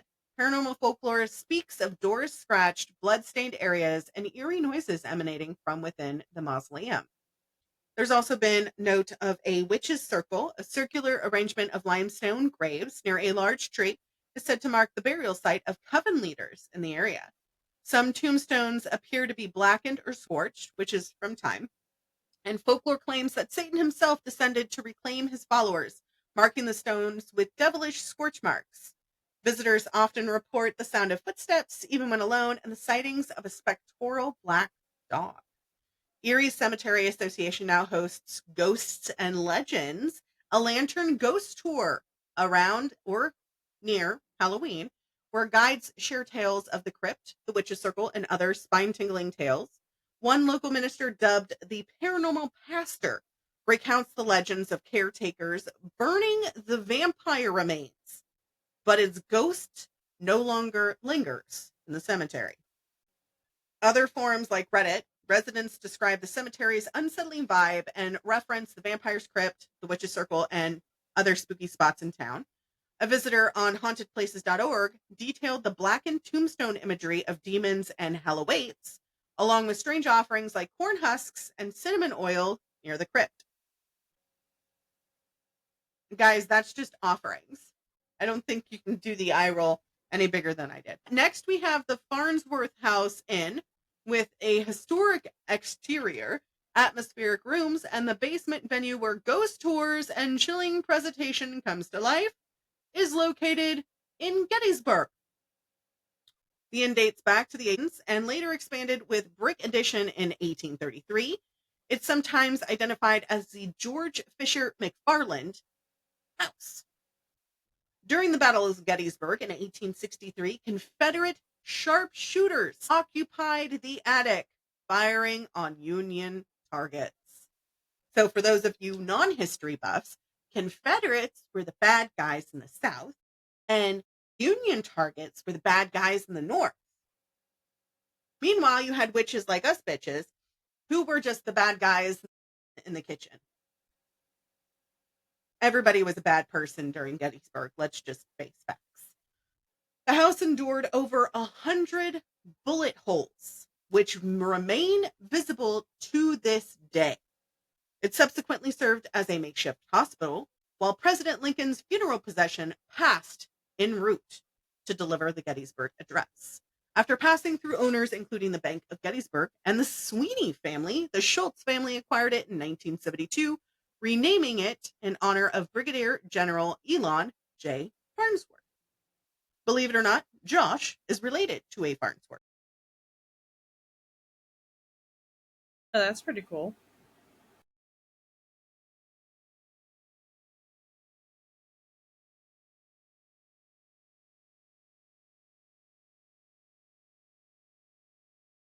I brought up his cousin's name. He's like, I am. And I was like, yeah, this person. And he's like, I am. Anyway, I forget that on purpose. So the Schultz family claims up to 16 spirits. What is my hair doing? Oh, this is fabulous. Up to 16 spirits reside in the inn, each with distinct names and personalities. Please, That they would have names. right. But I mean, as far as like people like Haley is involved, who likes to rename her spirits, her spirit has a very particular name. She chose to rename him. He does not like his new name. He likes his original name. Understandable, though. She's like, yeah, his name's Frank. And I was like, his name is not Frank. He's very upset that you call him Frank. Well, his name's George. His name is not George. His name is not Frank. This is his name. Please call him by his name. Anyways, I can go on for stuff like that for days. Anyways, so commonly reported figures include soldiers, a young boy, and a midwife. Jeremy, an 8-year-old boy, is said to haunt the Sarah Black room, playing mischievous pranks. I mean, yeah, he's a child. That's what they do. Okay, so those are the pictures from the Farnsworth Inn.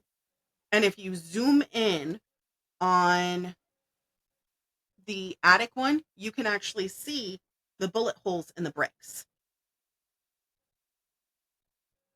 So, the second one is a midwife or matron believed to roam the halls, sometimes rearranging guests' belongings or tucking them into bed. Like, so a cranky cook in period clothing reportedly lurks in the kitchen, tugging on staffed aprons or acting playfully hostile. Others report entities include Confederate soldiers, with some said to perform a haunting. This is what it was called from the website, Jew's harp melody from the attic.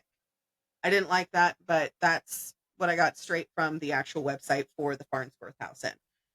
Sarah Black room apparitions are captured on camera, described as highly active. The McFarland room, guests report faucets turning on, bed shaking, and sightings of shadowy Confederate figures issuing threats.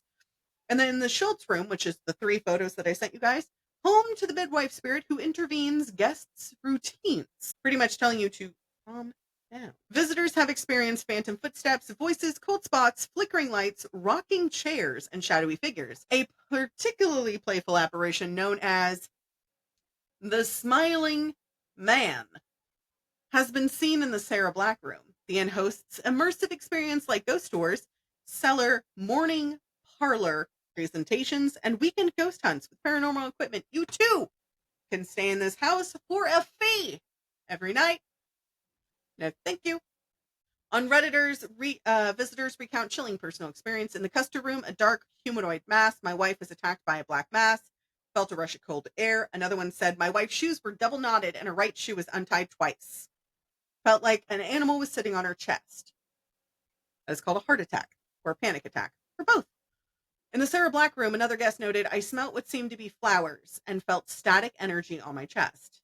A former employee shared, I personally never experienced anything major than cold spots and slamming doors, but the house definitely had an aura, made me question my stance on actually believing in ghosts. But TripAdvisor states footsteps in the attic and hallways are heard, but there are no visible people there. Yeah, that's usually how that works. Typically. Next, we have, it's not Dunder Mifflin, it's Fort Mifflin. At least you mixed it well so it wasn't a very tart first sip. I didn't make this. He did last night. It's still cold, too. I would hope so. So, perched on Mud Island, which is near Philadelphia, it is one of the most significant military sites in all of U.S. history. Fort Mifflin is yet another historical site in Pennsylvania that is apparently haunted. So many historical sites around the state have been remodeled, but Fort Mifflin claims to be the only revolutionary war battlefield that has remained completely untouched. So it's been cleaned, but it hasn't been fixed. That makes sense. Built in 1771, it was constructed to guard the Delaware River. The fort played a crucial role during the siege of Fort Mifflin in 1777, delaying the British and giving Washington time to regroup at Valley Forge. Over centuries, it served as Revolutionary War stronghold, the War of 1812, garrison, Civil War prison, World War I and World War II, ammunition depot, and remains partially active under the U.S. Army Corps of Engineers. It was decommissioned in 1962, and major restorations have returned many structures to their former states, but they haven't really done anything huge. You're smiling at your computer. It confuses me. Who are you talking to? Emily. So I'm on an international dating app. Did somebody respond? Fucking finally! Oh, good. Where? Don't remind me.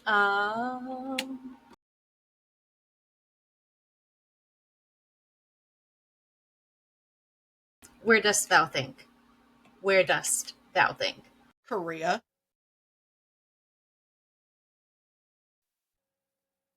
China? Okay. My brain went Cambodia, so I mean, Cambodian food is delicious if you haven't never it's tried it. also close to Korea too. It is. So it's now a historic landmark on the National Register of Historic Places, and it's open to visitors to actually visit. However, Fort Mifflin is widely regarded as one of America's most haunted locations, and is why she's on our list, and she has frequent reports of paranormal activity, including the Screaming Woman. Sorry, I forgot to stop screaming the other night as my bed. Just But I too would be constantly screaming if I was stuck on an old battlefield for eternity. Her name is Elizabeth Pratt, and she's often heard wailing in the officers' quarters. She's believed to have taken her life after her daughter, who is disowned for loving an enlisted man, died from illness. From a Reddit thread based in the area, locals reported calling the police, mistaking her anguish cries to evidence of an actual assault, which it wasn't. It was just the ghost. There's also the Faceless Man. His name is William H. Howe. He was a Union soldier executed in 1864 for desertion and murder. He is said to haunt casemate 5 or 11. It's unsure of which one he stays at the most. His ghost appears face obscured, possibly due to the hood placed on his head during his execution. A guide reported to have an unseen hand helping her descend the stairs in that area, believed to be Howe. There's also Amos, a colonial soldier, seen cleaning his gun near the artillery shed. Jacob the blacksmith, still heard hammering in the forge. A lamplighter drifts, oil lamp in hand, even though no such lights are used today, guys. Fireflies. A friendly ghost known as the tour guide seen near the powder magazine in revolutionary dress, answering questions, though no one is present officially in period garments. Phantom soldiers, the smell of cannon fire or baking bread. Disembodied voices, footsteps, and spectral flames or orbs. Guys, the orbs are fucking fireflies. I don't know how many times I have to say this. It embraces its haunted reputation with immersive offerings such as, but not limited to, Emily, ghost tours, candlelight vigils, paranormal events, and, you guessed it, sleepovers. Hey, babe. Yes, we can go. It's a sleepover in a tent. It's glamping.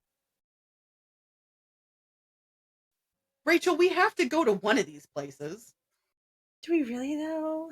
Yes. But okay. We can go Mifflin is on glamping. an island, which means she'd be stuck there with us, which means if I get possessed, it's her fault.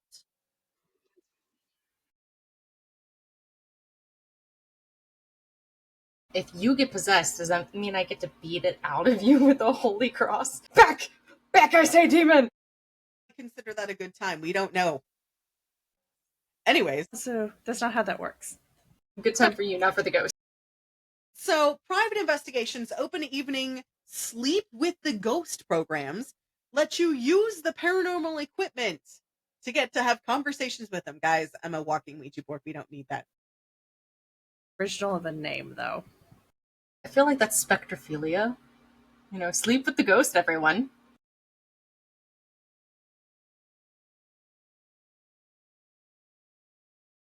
Next, we have, employees have reported being addressed by name when alone, and visitors have seen Civil War soldiers in the castmates who announce themselves. Next, we have my dad's favorite stop in Pennsylvania, Gettysburg National Military Park. So it's one of the most bloodiest battles in all of American history. Nearly 8,000 soldiers lost their lives across a 3-day period. It is no surprise that all of Gettysburg is one of the most haunted cities in the United States, maybe even one of the most haunted in the world. And it was not listed on the top 10 most haunted places. There was a wide variety of paranormal activity that has been reported here, including the sounds of battle echoing around the area, phantom gunshots and cannon fire, and the agonizing screams of dying soldiers. Many different apparitions of soldiers and horses have been known to have been seen because a lot of the horses did die in battle and they did get medals of valor for such. However, it's more interesting that the battlefield was apparently haunted before the first shot at Gettysburg was even fired. It's apparently said that Union soldiers made their way to Gettysburg. The ghost of George Washington appeared and led them into battle. I found out a horrible fact about George Washington. Do you want me to tell you? Go on. His teeth were not made out of wood. They were made out of teeth from his slaves. But they chose the wood option to make it seem less evil. Okay, my question is, were the slaves alive or dead when he took the teeth? They were mostly still alive. They're on display. Look it up. You won't learn this in your classes. You didn't. The only reason I found out about this is when I went to go visit Philadelphia when I was a kid. They also used to use dead people's teeth for a lot of the dentures. Well, and that's why I was asking, because I could see him using dead people teeth, but were they alive or dead slaves was my question. Does not excuse the fact he was a piece of shit person for doing that. More than likely they were alive because a lot of the research that I did, most of them were alive. So first we have the Brandywine battlefield in Gettysburg. This is another famous battlefield in the state of Pennsylvania. It's an important historical site in terms of the Revolutionary War. It's one of the most haunted locations in Pennsylvania aside from Gettysburg. You good? Do we need to take a break? Well, then I will go use the facilities. I will be right back. And you can just talk to our listeners. Okay.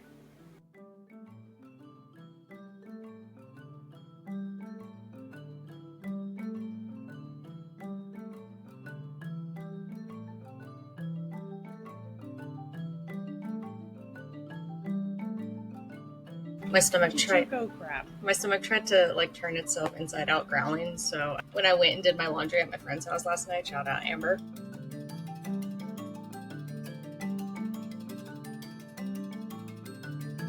Spaghetti. Ah, very nice. Giant tray of spaghetti.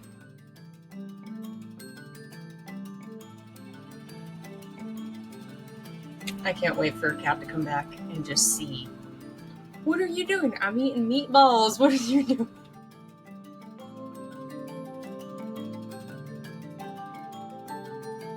And like, this is gonna really mess with me because I have not heated this up. This has been sitting in my car overnight, but it was cold last night, so it's fine. It's like a fridge. It's fine. It's like a reward. Like a reward. That's not how that works, Emily. What is she eating? Did she not refrigerate it? It wasn't cold last night. It was like freezing fucking cold last night. It doesn't matter. You can. No, you go heat that shit up right now. Do you want to get food poisoning like Josh did and double dragon it today? Okay, you know, we're just going to keep going. So, Meds are too expensive. I think I'm gonna get meds. So, the Brandywine Battlefield is an important historical site in terms of the Revolutionary War, and around 2,000 men died here on the bloodiest day of the Revolutionary War, and visitors say they can still hear the battle echoing around them. Gettysburg itself is haunted as hell. One of the houses we went to, but this is one of the houses, and on the back side of the house, you can see a hole from a cannonball that they put plexiglass on either side, but So pretty. stunning. Haunted as fuck, though. So anyways, next we have Harrisburg State Hospital. You know how I feel about hospitals. There are 3 things I don't like about them. One of them is nuns, the second is doctors, and the third is Take it slow. lunatic hospitals. So, the Harrisburg Hospital first opened back in 1851, known as the Pennsylvania State Lunacy Hospital. Designed by architect John Haviland, renowned for his work on the Eastern State Penitentiary, the hospital campus was once a self-sustaining city on the hill, with its own farms, power plants, and water systems. Just to show you its picture, it's quite formidable and quite haunted as well. It's been used in a couple of scary movies, too. That one that you had me watch, I can't remember what it's called, Emily, but It looks like it's from Wrong Left Turn. so at its peak, it housed over 2,000 patients, and the hospital closed its door in 2006. Since then, the site has been largely abandoned, with plans to demolish many of its historic buildings to make way for new developments. Its long history and abandonment have fueled numerous ghost stories and paranormal investigations. Reports include, but aren't limited to, unexplained footsteps, whispers, shadowy figures, and one legend speaks of a doctor who mysteriously vanished from the premises and was never seen or heard from again, and some claiming to hear his labored breathing near his old office. Windy boy. You know, it's near the tippy top peak of the Appalachians, so I wouldn't guess anything otherwise. That face, Rachel. Just the whole mountain range in particular is just all haunts. No fun. Well, speaking of, when we finally drive up to Virginia to go visit Emily in the bus when we get it, we're stopping in Pigeon Forge and have a 2-day visiting pass to the Titanic exhibit. Go. It's on the way to you. Here, I'll drive down. That's fair enough.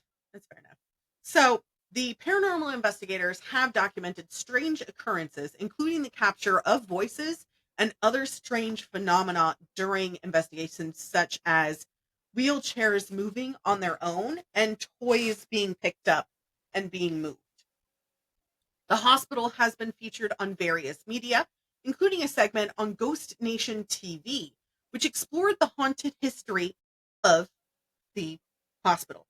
As of 2025, this year, when I did the research, this was 3 months ago, Harrisburg State Hospital grounds are strictly off limits and you cannot visit it without a permit from the Historical Society.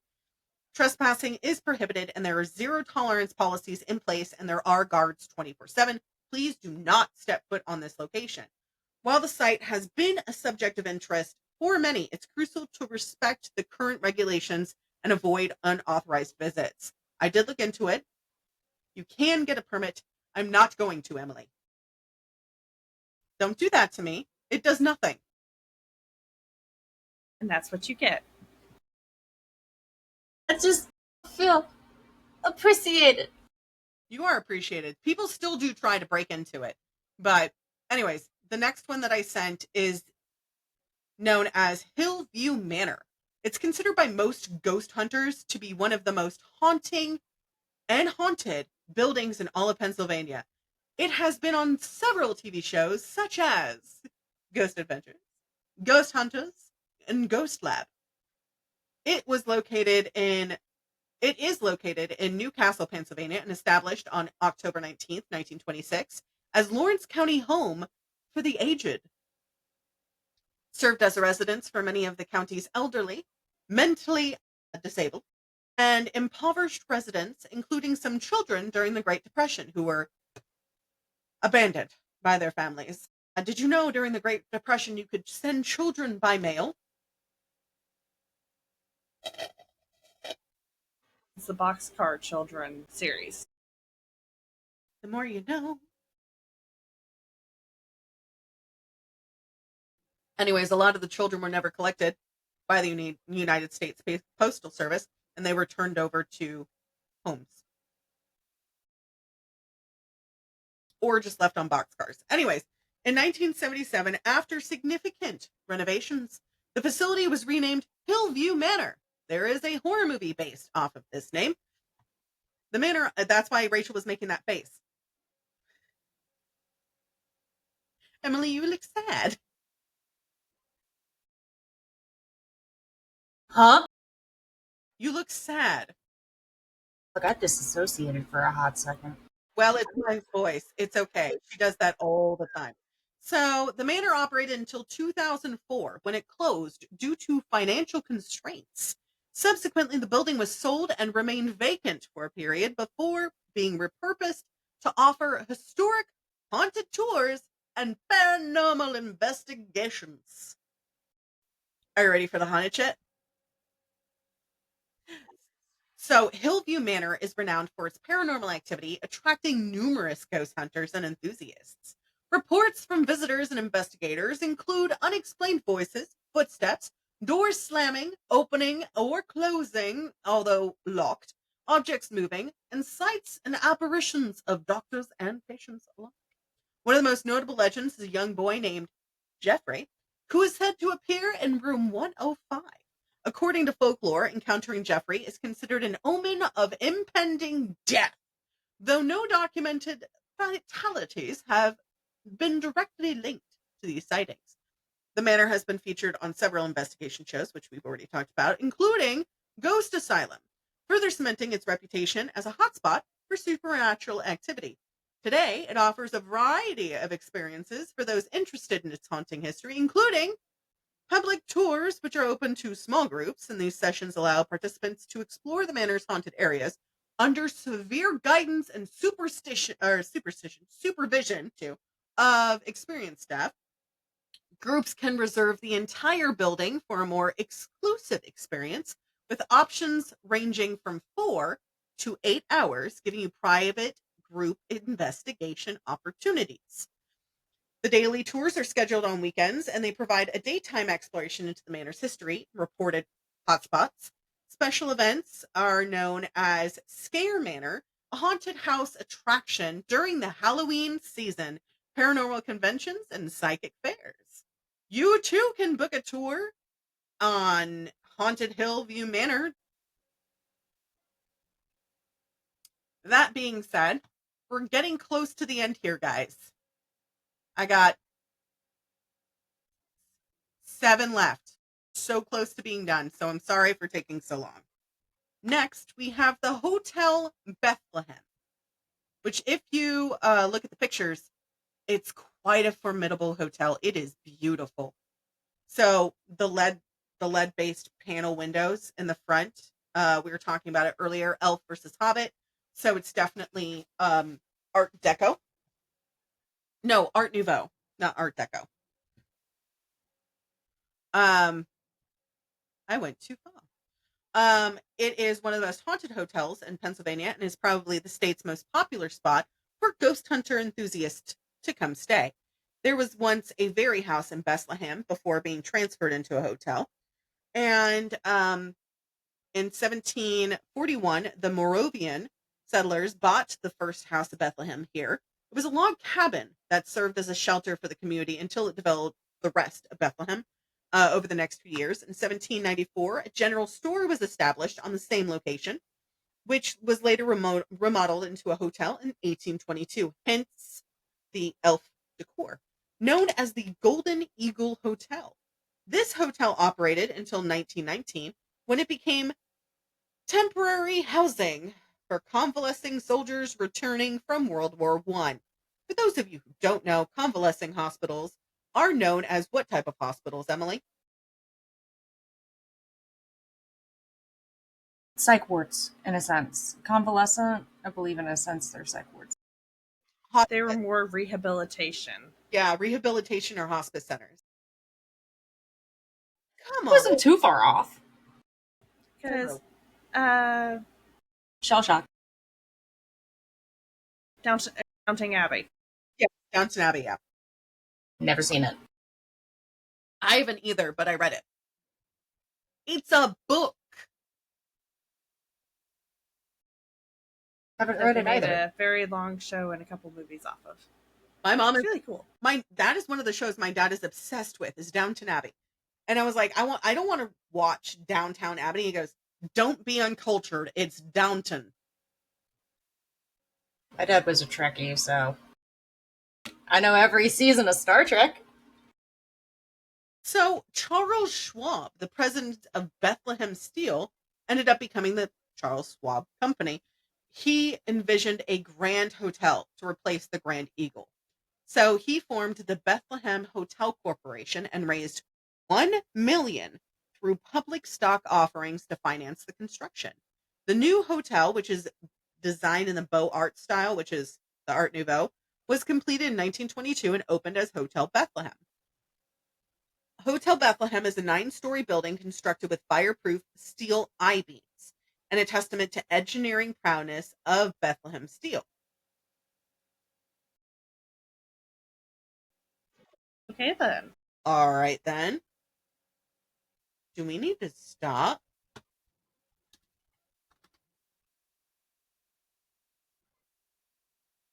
Oh, we've been having some technical difficulties. We do apologize. So, from its inception, hotel served as the center of social life in Bethlehem, and it had a lot of dignitaries and celebrities, including Gerald Ford, President Ulysses S. Grant, and Bill Clinton. After a period of decline, the hotel underwent renovations and reopened in 1998.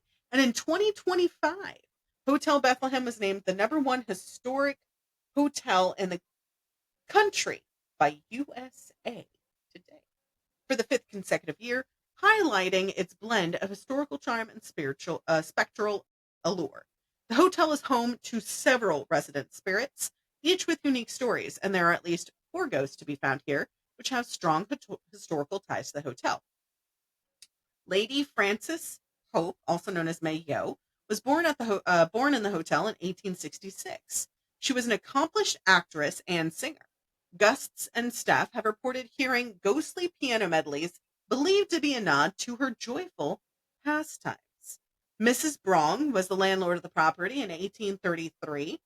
She was known for not wearing her shoes or stockings. Over the years, staff and dinner guests... I wouldn't either. Right? Staff and guests have spotted a woman in period clothing walking around with no shoes or socks in the kitchen area. Then we have Francis Thomas, a former town guide who was a cabinet maker from the 18th century. And he is said to linger in the hotel's boiler room, continuing his hospitable duties from beyond the grave. Last but not least, we have a little girl, ghostly spirit. Believed to be the granddaughter of the former owner, this spirit has been seen in a window, adding to the hotel's mystique. Guests have reported various paranormal experiences, including but not limited to apparitions, cold spots, shadows, reflections in mirrors and glass, and their names being called or their shoulders being tapped by an unseen presence. Thanks. I hate it. Speaking of which, this place I did go to. It's very pretty. But I went to, we were outside on the road walking up. It's in Bristol, Pennsylvania. It's known as King George II Inn. It's the distinction of being oldest continuously operating inn in the U.S., and it dates back to 1681 as its inception. Established by Samuel Clift as the ferry house, it served travelers crossing the Delaware River between Pennsylvania and New Jersey. Over the centuries, the inn has undergone several name changes and renovations, including being known as King George II Inn since 1765. It's hosted notable figures such as George Washington, John Adams, and played a role during the Revolutionary War as a headquarters for General Cadwalader in 1776. Say that name 3 times fast. Cadwalader. I can't. Given its long history, it's no surprise that King George II Inn is reputed as haunted. Patrons and staff have reported the various followings. An apparition of a man in a top hat who has been seen in 19th century attire, including a top hat and tails. Objects such as chairs, silverware, and lamps that have been observed moving on their own, and pictures have flown off the walls. Slamming of doors and crying babies. So the doors report to slam shut, and the sound of a baby crying has been heard, despite no infants being present. And the inn has a reputation as a place where patrons might indeed want to drink with the ghosts who live there. As long as I'm not having to drink what they used to drink, I'm good. As long as they're paying for their own drinks. I was putting it in the wrong chat. Anyways, next we have the Jean Bonnet Tavern, located in Bedford as well, is a historic inn and restaurant renowned for its colonial architecture and rich history dating back to the 1760s. Built by Robert Callender, that's his name, Callender, was a trader with Native American tribes, and the stone structure served as a safe haven for settlers and a French fort and trading post. In 1779, Jean Bonnet, or Jean Bonnet, I don't know, maybe Jean. Anyways, purchased the property. It became a gathering place during the 1794 Whiskey Rebellion, where farmers the federal excise tax on whiskey by raising the Liberty Pole. The tavern features thick stone walls, exposed chestnut beams, and multiple fireplaces, preserving its colonial charm. Today it operates as a bed and breakfast, restaurant, and tavern, offering guests a glimpse into 18th century hospitality. Given its history, it is no surprise that this place is haunted as fuck. Patrons and staff have reported various paranormal occurrences, such as the apparition of a man with a top hat. Again, they think that it's Jean Bonnet himself. Chairs, silverware, and lamps. Pictures throwing off walls. Again, babies crying. Same thing here. And people wanting to drink with ghosts. So it's the same thing that kind of went on with the King George Inn. Next, we have the Old Jail Museum, located in Jim Thorpe. Yes, that is the town name, Jim Thorpe. It's museum at the edge of the Pocono Mountains. It's known as Old Jail Museum, formerly the Carbon County Prison. It was built in 1871 and served as a county prison until 1995. It's an imposing structure built into the side of the Rocky Mountains and is now open to the public as a museum. It is also famous for the ghost story regarding what has become known as the Day of the Rope. June 21st, 1877, the 4 Irish coal miners accused of being Molly Maguires, which were Irish insurgents, were hanged in the old jail, one at a time, as the punishment for fighting for better treatment and working conditions. The leader of the group, Alexander Campbell, placed his hand on the wall of cell 17 and swore that his handprint would remain as proof of his innocence. True to his word, no matter how much they scrubbed or cleaned, the handprint still remains visible on the wall to this day. That being said, we have 1, 2, 3, 4 left. We're almost there. Okay. The Penhurst State School and Hospital. We have another insane asylum. This one is not exactly pretty. Let me see. Okay, so it's kind of, you okay? Emily, quit hurting yourself. That just factory reset me. I popped my ankles because I'm trying to like readjust comfortably, and I'm doing the thing, and they would crunk. Now that Emily has factory reset herself, next we have the Penhurst State School and Hospital, originally known as the Eastern Pennsylvania State Institution for the Feeble-Minded and Epileptic. It was established in 1908 as Spring City, Pennsylvania. Yes? What is it with old people and turning old hospitals into schools? Because isn't there like a college that used to be like a hospital or something that's like now a school and is super haunted? Yes, unfortunately that's in Texas. And we discussed that on the Texas episode earlier this year. Just making sure I've got my ducks in a row. But what is it with old people, especially old men, turning hospitals into schools? So, designed to house individuals with intellectual and developmental disabilities, the institution aimed to provide care and training.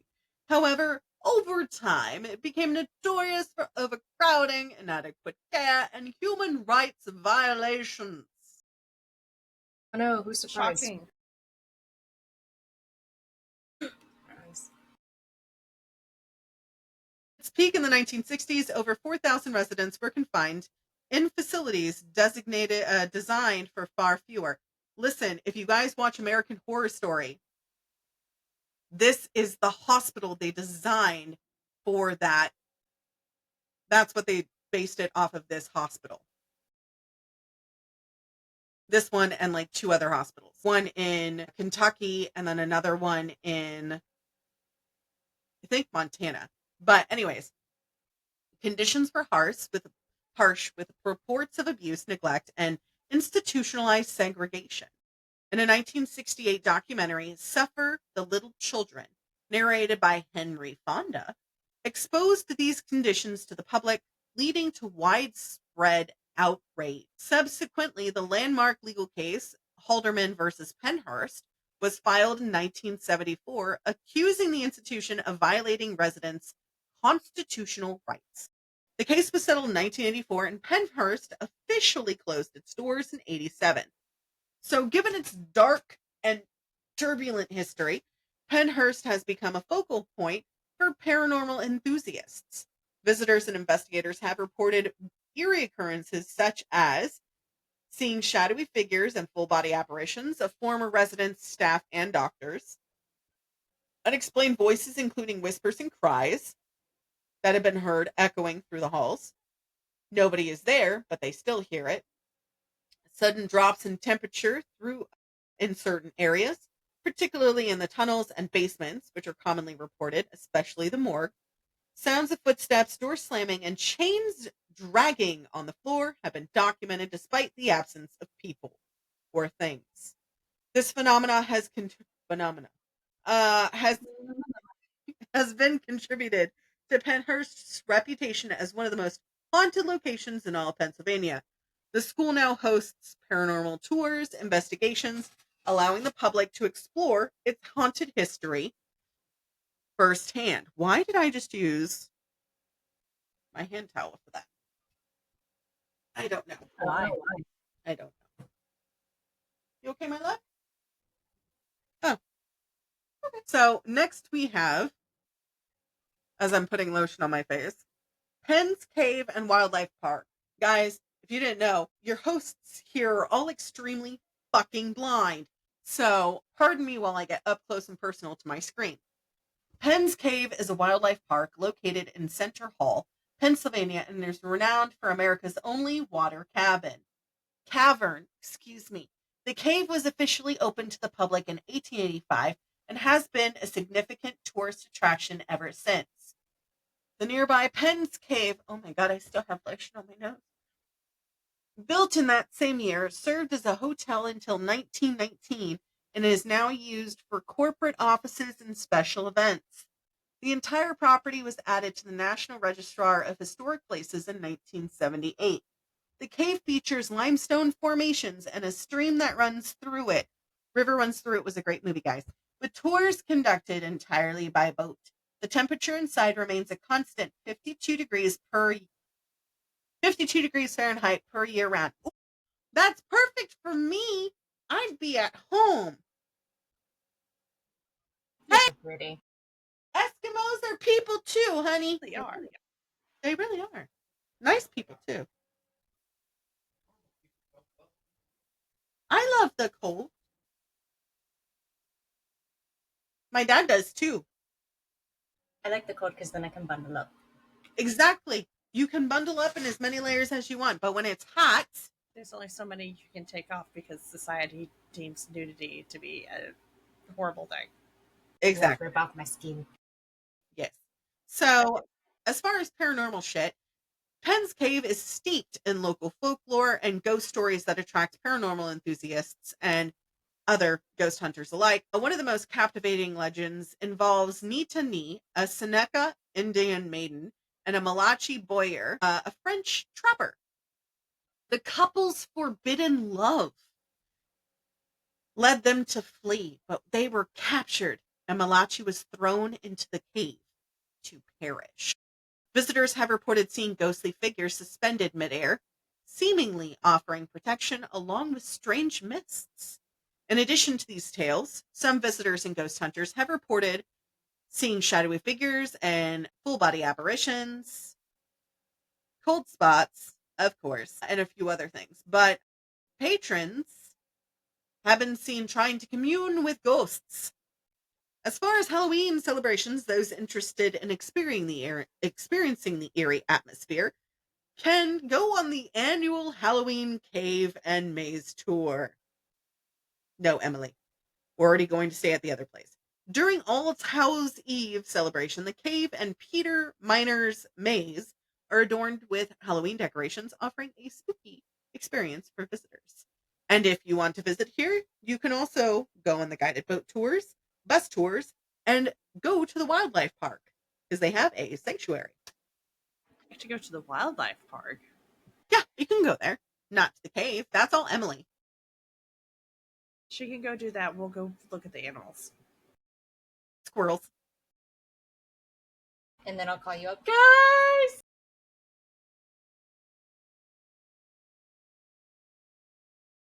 So next, we have something that is going to make Rachel go, what? There is a place in Pennsylvania known as the Quality Inn. Is it the very first Quality Inn? No, it's not the Quality Inn you're thinking of. It is the original Quality Inn was in Gettysburg and originally built in 1863 to serve as General Lee's headquarters in the Civil War. In 1863 of July, it was during the Battle of Gettysburg. Robert E. Lee established his headquarters in a stone building on Seminary Ridge. It provided a strategic viewpoint for the Confederate commander as he directed operations during a pivotal 3-day Battle of Gettysburg. The property is now home to the Quality Inn and has been preserved to reflect the appearance on July 1st of 1863. and it offers visitors a glimpse into Civil War history. Where do you think we stayed? You stayed there in Los Spookidos. Next door. See, even Chris said it was a good idea. No. Given its location on the historic battlefield, it's not surprising that the Quality Inn is often associated with paranormal phenomena. Guests and staff have reported a range of unexplained occurrences, such as distant echoes of drum and fife music, the sounds of marching soldiers, and the unsettling noises of cannon fire and gunshots. Some guests have also reported sightings of ghostly figures, including soldiers in period attire, wandering the entire premises. There have also been accounts of sudden cold spots, feelings of being watched, doors open and close, and feelings of being touched. The experiences contribute to the Quality Inn's reputation as one of Gettysburg's most haunted establishments. For those interested in exploring the historic and reportedly haunted site, the Quality Inn at General Lee's headquarters is located on Baltimore Street in Gettysburg and is situated near key Civil War landmarks, including the Gettysburg National Military Park and the Lutheran Theological Seminary. It's monks, priests.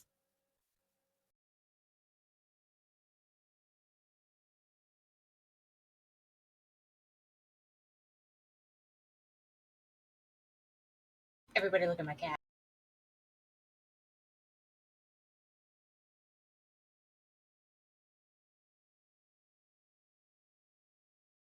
So, this next one is called The Seven Gates of Hell.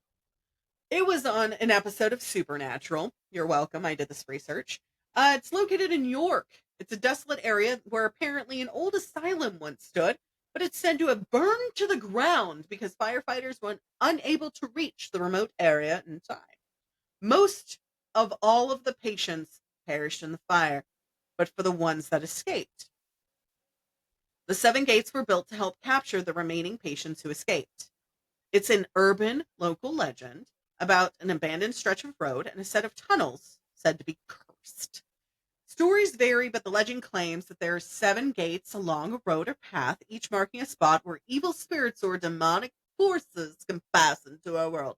Guys, that's not how it's done. The legend locally originated from a local ghost story where a teen dared in the 1960s or 70s rather than verified historical. Some reports tie the legend to an old slaughterhouse in the area, cemetery, or railway tunnel, adding to the fear factor. There are shadowy figures at night that can be seen near the gates. Guys, this is also Appalachia.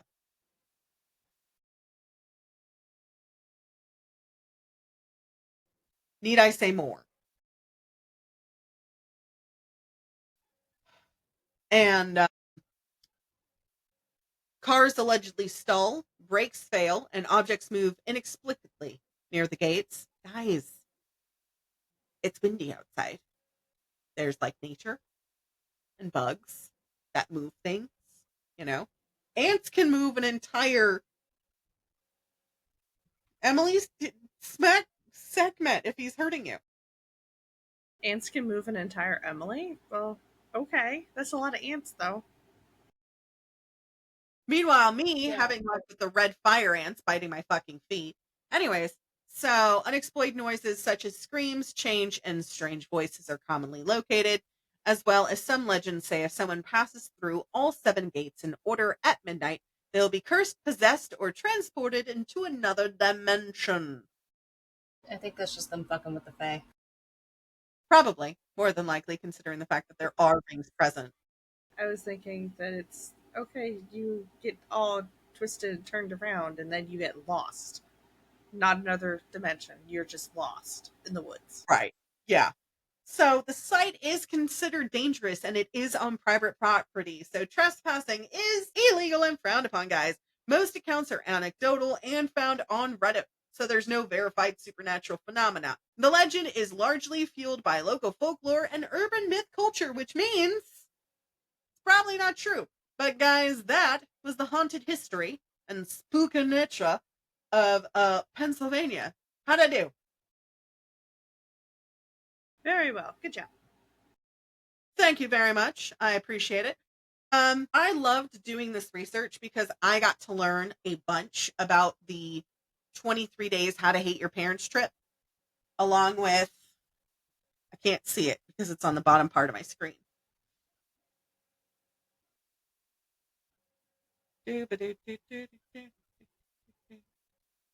Okay, so we flew from Boston to Rhode Island, from Rhode Island to New York.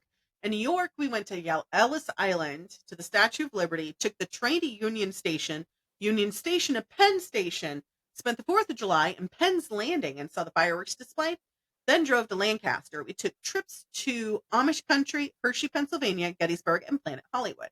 The only locations I wanted to go see all the libraries. My brothers wanted to go see Planet Hollywood and Hard Rock Cafe. Then we drove to the Amish country to Washington, D.C. for 9 days. Monday, took a tram tour to the Vanessa Cathedral, had tickets to tour the National Cathedral. Mom went up and said that we had tickets, and then Joey, my big brother, said that we wrote 9 months before to our local congressman, and then we got invited for lunch with our congressman, Mr. Mineta.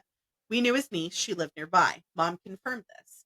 He met us for dessert. He was on the committee for my brother's high school, itty bitty shitty mitty, and a girl asked how Congress worked. He explained it all to us and then took us outside and took photos, which I'll put those in. I'm going to cover my brother's faces in all the photos, but told us to come back at 7 p.m. so we could see how Congress worked. We had dinner and went to go see Mr. Mineta vote in Congress, and that was our 23 Days How to Hate Your Parents trip. My mom couponed, saved, and this was our last trip before she went back to college to get her master's in nursing. And then after she graduated with her master's, we went on a cruise, which I decided, I'll put a picture in here. I hate this picture of me. You guys will make fun of me for it.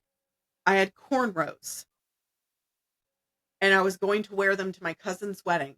My mom said, absolutely not. And I fought her tooth and nail to get them taken out. It's over there somewhere. I'll find it, and I'll send it in the group chat, but it's my mom.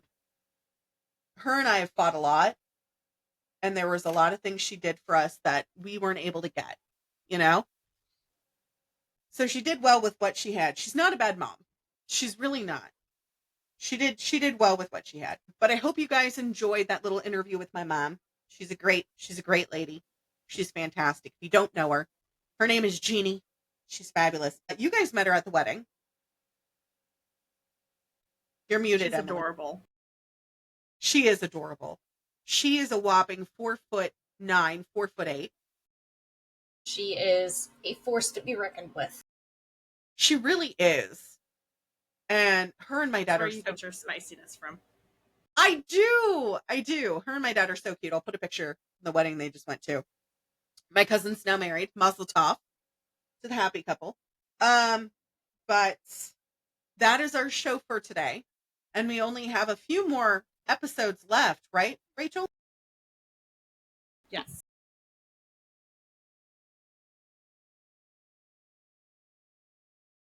I'm looking for the schedule. Hold on.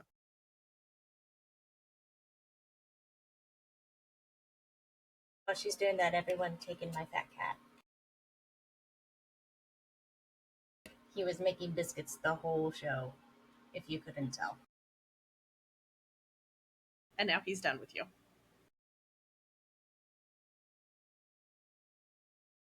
The whole show, and just remembered I forgot to take my meds. So there's 5 more Emily. episodes. Emily, you really should do better at that. There's only 5 more episodes for this month, and then we're taking a 3-month hiatus, and then we'll be back in February. Technically, it's a 4-month hiatus, but we'll be back in February. We already have a ton of stuff planned for next year, but as Emily always says, Do stupid shit. do stupid shit. Stay feral. Bite the hand. And we'll see you guys next time. Okay, bye. Bye. That's all for this episode. Stay feral, and we'll see you party possums next time.